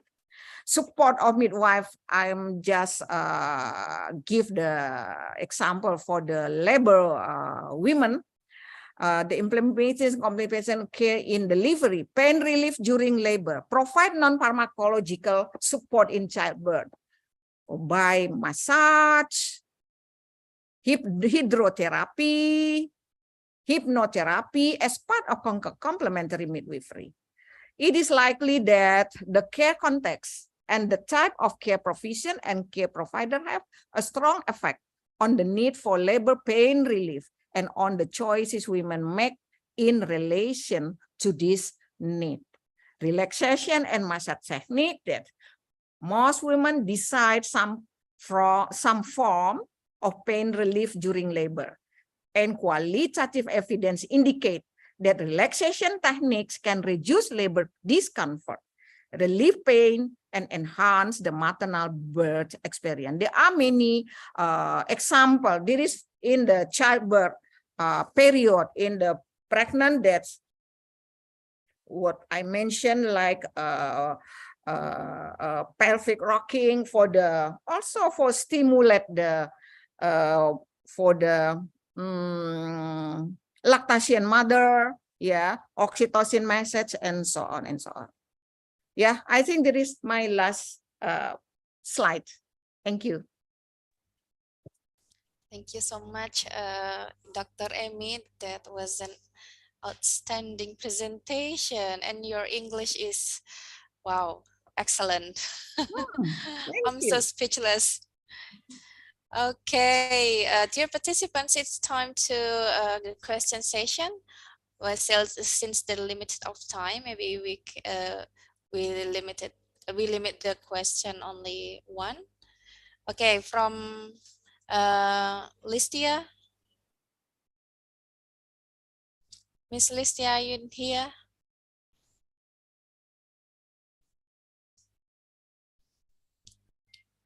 Okay, how about Miss Nurmala? Miss Nurmala, can you hear me?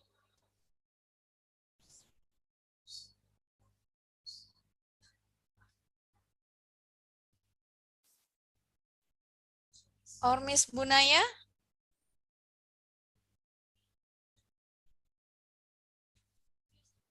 Okay, thank you, ma'am. For Dr. Amy, I want to ask you something about how do we deal with cases that are not our authority in, and maybe in a village that is very far from the healthcare center. On the one side, we are not competent with this, but on the other side, this is an emergency condition that must be given immediate action. So what should we do about this case? Thank you, doctor. That you are talking about the limited of transportation, maybe limited, we have to catch up our client because they are far from you. Yeah, what we are doing, of course, that I'm talking about, we have to do the screening, early detection before they get before they get the emergency case. We already identify she has a high risk, and of course that before the emergency come, we ask them to come to hospital, to come to public health center. We are not waiting after the emergency come that we start to care? No. Before, a long time before emergency come, we already give the education, the information, not only to the client, not only to this woman, but also to the family. The family also have to prepare, have to know this information. What we call the P4K, ya, program persiapan persalinan penanganan komplikasi. Jadi sebelumnya kita sudah harus melakukan screening. Itu P4K itu penting sekali.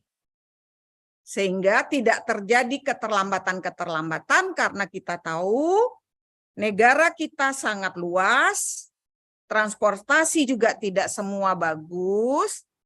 Untuk itulah kita tugas utama kita promotif preventif sama melakukan deteksi dini. Ya. We don't need to wait until emergency come. Yeah, that's why the screening is very important. The early detection is very important. And also preparation for women itself and also for the family. Is that your question? Okay. Okay. Well, thank you so much for the answer, Dr. Amy. Before ending this session, I would like to conclude the presentation delivered by Dr. Amy Nurjasmi, entitled The Role of Midwives in Complementary Care. The first one is ICM Professional Framework for Midwifery, including leadership, research evidence, associations, regulations, and education. And then about the midwife-woman partnerships, such as a preventive measure and promotion of normal birth. And then Dr. Amy also talked about midwifery education policy in Indonesia that starts from diploma 3, bachelor, and then master degree, and the last one is doctoral. And in terms of licensing, midwives need to have at least 5 years practical licenses provided by the whole district regional government. And the scope of midwifery services, including maternal and child health services, women reproductive health. And then the last one is midwives need to be responsible and accountable for their practices, attitudes, and actions. Well, thank you so much for your very nice presentation, Dr. Amy. Yeah. And before And we thank end this, you also. I'm really appreciate your English is also good. thank you so much. Yes. Yeah, before end this session, we would like to give you a certificate of appreciations from Department of Midwifery of Poltekkes Kemenkes Bengkulu. Yeah, we present you this certificate as the speaker in the international seminar of Midwifery Department, Poltekkes Kemenkes Bengkulu, entitled The Role of Midwives Care in Complementary Midwife Care Through Community Empowerment. One more time, we really appreciate your presentation today. We do hope to meet you someday in Poltekkes Kemenkes Jakarta 3. Thank you so much for your contribution for this session. Assalamualaikum warahmatullahi wabarakatuh, Dr. Amy. Have a nice day. Okay, the next session, dear participant, we still have one more sessions with our beloved speakers. Our next speakers is from Poltekkes Kemenkes Bengkulu, Miss Kurniati SST MCup. Are you in here? Miss Kur, are you in here? Hello.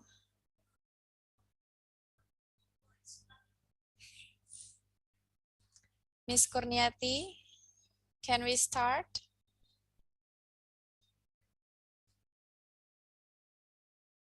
Itu lingkar semua Ibu, bukan Hello? lingkar itu.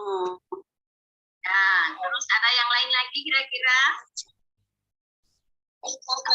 Miss Kur, Iya Ibu, yang udah tuh kalimat. can we start now? Well, maybe there is a connection problem. Before Miss Kurniati present her presentation, I would like to introduce you to our beloved lecturers, one of the lecturers from Poltekkes Kemenkes Bengkulu. Well, Mrs. Kurniati finished her master's in Unpad Bandung for midwifery study program, and she had been working from 1992 until now in Poltekkes Kemenkes Bengkulu in Diploma 3 Curup City. Well, Miss Kurniati, time is yours. Okay, thank Yeah. you. No Thank you, worries. Miss Siska. How are Okay. you today? Fine. Okay. The screen I'll is start, ya? yours. Okay. Assalamualaikum warahmatullahi wabarakatuh. Thank you, the Director Poltekkes, Ministry of Health Poltekkes, and all officials. And I am going to share my material presentation.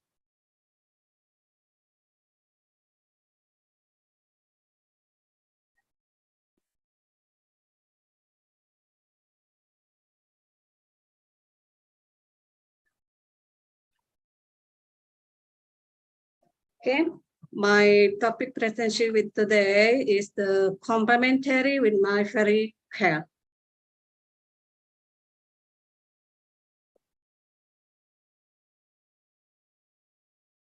Okay, the complementary midwifery service are an option for both midwife and woman to reduce medical intervention during pregnancy, childbirth, and the postpartum. The implementation of midwifery care must be based on the best evidence or evidence-based practice, not just routine habits or clinical experience.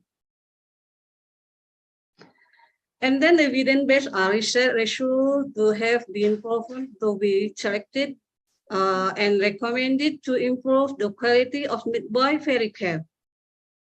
Self-care practice are practice at use best evidence provides maternal safety or patient safety and the primary aim at the welfare of mother and children or well-being mother and child. Based on the auditory and the standard and rule the applied in midwifery service that legal aspect. And then the complementary medic, it's a holistic care model with the overcoming disease that are carried as the support or for conventional medical treatment or a treatment option of the then conventional medical treatment. And a system of treatment care based on the philosophy of the basic concept on the whole person so that the patient or client is viewed holistically. And then the holistic care view have a whole which include the physical, intellectual, socio-cultural, psychological, and spiritual aspect of the person. And the history complementary therapies is the complementary therapy began with the variety of medical practice that were introduced as alternative medicine in the 19th century. Currently, there are many types of alternative and complementary therapies. This therapy is also developed based on scientific evidence use ratio from research. And then complementary official organization, that the National Center for Complementary Alternative Medicine, or NCCAM. And then the ratio, the National Social Economic Survey, or SUSENAS Indonesia, on the use of traditional medicine include the complementary with alternative medicine are increasing from years to years. And then even the ratio, the research in 2010 have been used by 40% of the Indonesian population. Quite a lot of people use.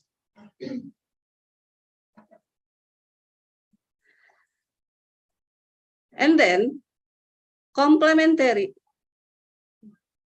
purpose to improve the function of the body system, especially the human system and the body different, as well as more sudden and accept the situation. And then the complementary therapist goal, that is the improve health, preventing disease, reduce stress, involving or minimizing side effect, and control or cure disease. The importance of complementary practice is the include preventive, curative, and rehabilitative aspect. And then the holistic, cheap or reasonable medical treatment support.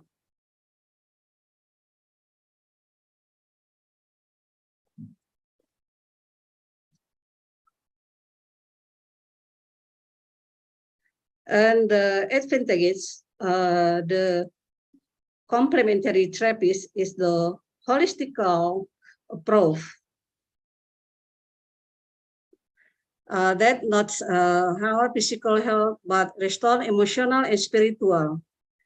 And then minimal risk of side effect on the body, chips, stress reduction, and personal medication.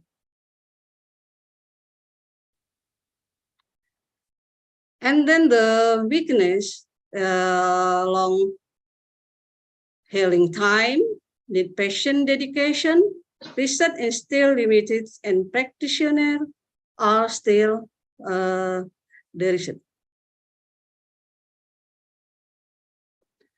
And then the three classification complementary therapies in Indonesia is the traditional health service, health service, and then heal heart surface about the message, acupuncture, dan acupressure.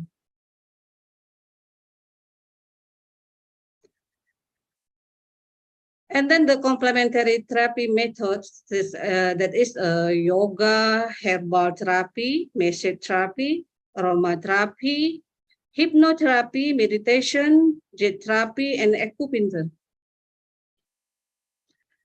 And then the medicine use complementary therapy is the natural, and that namely taking ingredient from nature, sort of herb, spice that are already known that example to ginger, turmeric, tumulawa, and so on.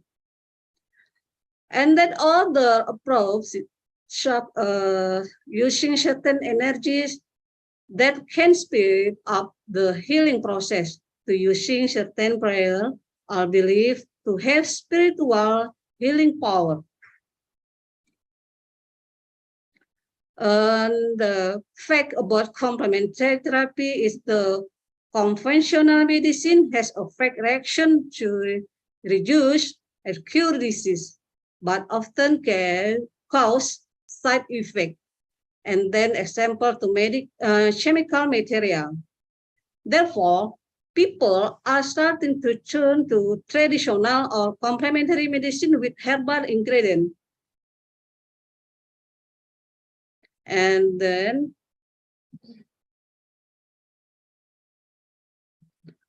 relatively safe does not mean that it does not pose a risk for certain disease. ginseng, ginkgo biloba plants can cause blood pressure fluctuation and their danger during anesthesia. An example to Fatima grass is can cause contraction effect to uterus and should not be consumed during pregnancy. Dark chick leaf, it is slimming medicine and this not suitable for people with gastric disorder, can cause gastric irritation. In the emergency condition, complementary medicine cannot be used. Herbal medicine is taken seriously, and then its individual response is different.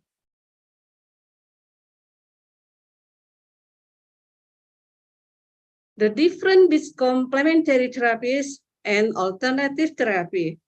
That complementary therapy, a treatment that can be used in conjunction with conventional medical care, and the alternative therapies are generally used instead of conventional medical treatment.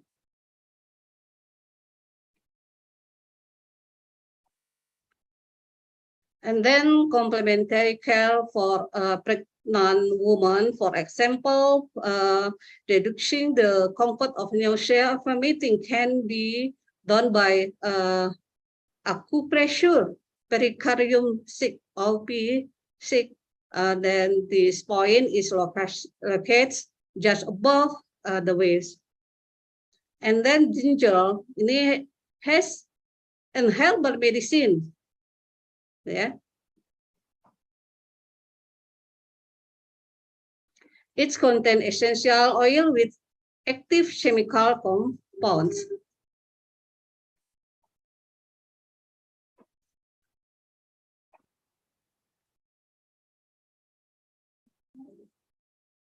And then the reduce lower back pain and cramp to pregnancy woman. The action that can be take prenatal method. Prenatal method is the provides calm, relaxation, improve blood circulation, and reduce back, waist, and pelvic pain. And then the prenatal yoga. Prenatal yoga can reduce discomfort, increase muscle strength, relaxation, reduce back pain.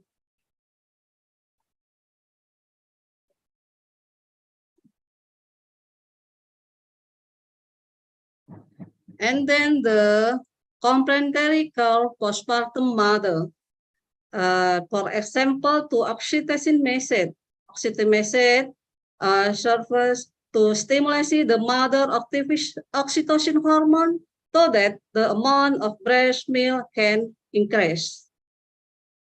And then abdominal bell support post fabric can compress the abdominal therapy, helping support the abdominal and lumbar pelvic area.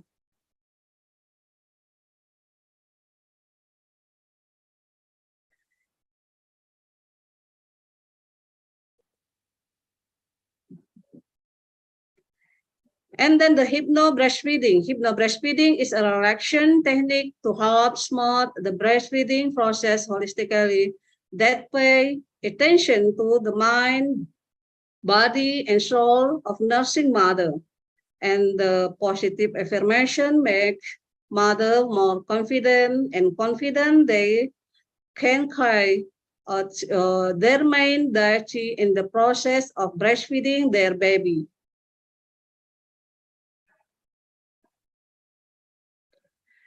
And then the complementary care for baby.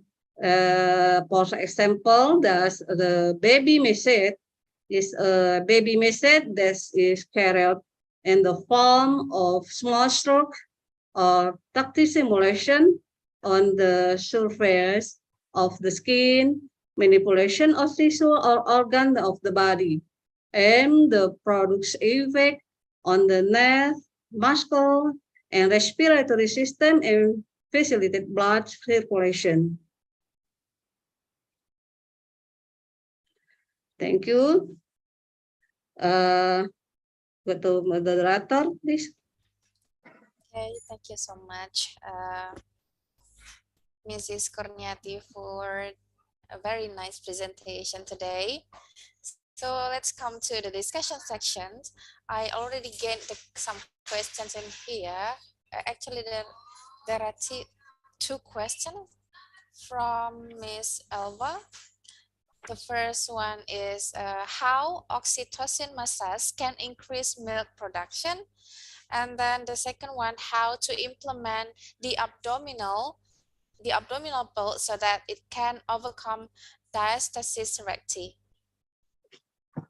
Okay, thank you, Miss Siska. I answer to question about number one to how oxytocin message today can increase milk production. The oxytocin message is performed along the spine vertebra to the feet or rib and scapula. Carried out 10 for 15 minutes. And then this action accelerates the work of the parasympathetic nervous to convey hormone to the back of the brain so that oxytocin is released. So that the mother will feel calm, relax, increase the pain threshold, and love the baby. Yeah. So that the oxytocin hormone comes out and breast milk comes out quickly. The effect of oxytocin message is itself can be seen in the erection after 6 and 12 hours of message.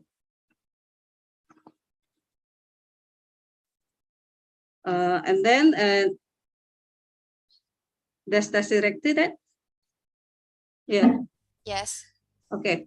The abdominal bell can overcome to diastasis recti. Can use the abdominal bell, maintaining the abdominal muscle conditionally will tighten the abdominal muscle and the intra-abdominal connective tissue. And then especially when carry out daily activity. And then the purpose of the abdominal bell is done every day when the mother is sleeping. The use of an abdominal bell is more effective if it's done together with physical exercise.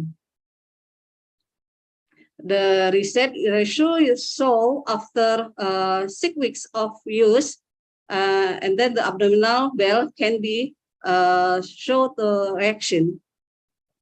Okay, thank you, Miss Siska. Okay, thank you so much, Ms. Kurniati, for the answers. Well, ladies and gentlemen, before ending this session, I would like to conclude some informations from this presentation.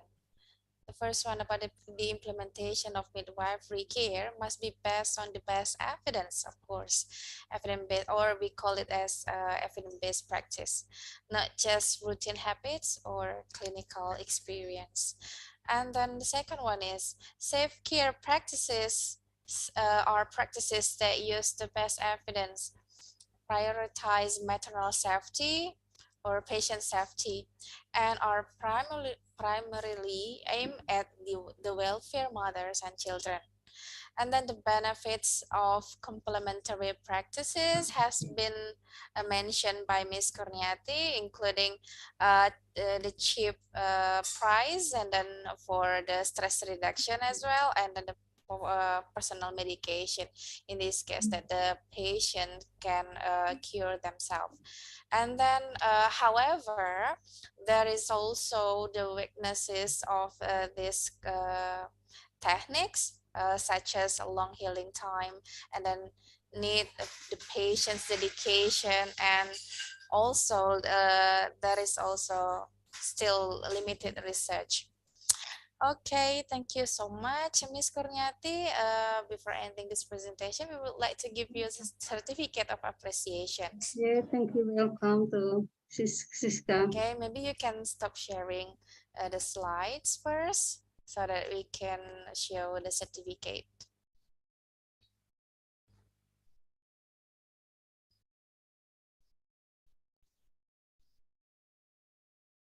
Okay, this is a certificate especially for you as the speaker in the International Seminar of Midwifery Department, Poltekkes Kemenkes Bengkulu. And if you don't mind, we would like to take a picture for Thank the you very much. documentation. No worries. Okay, the committee, are you ready? 1, 2, 3. Okay. Thank you so much, Miss Corinetti, for your nice presentations. Okay, ladies and gentlemen,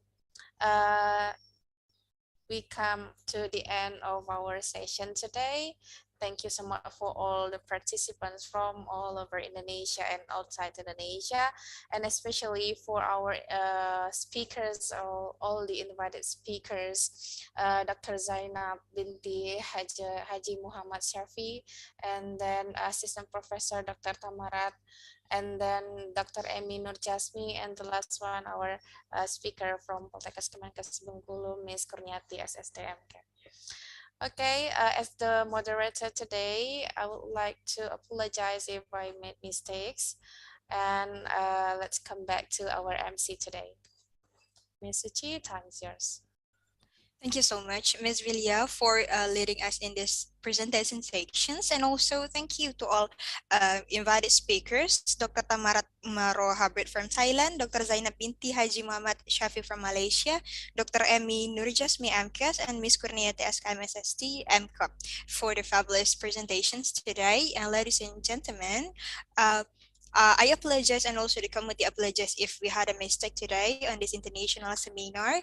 And hopefully this activity provides outstanding benefits for all of the seminar participants today. See you on the next seminar. Assalamualaikum warahmatullahi wabarakatuh. Good afternoon.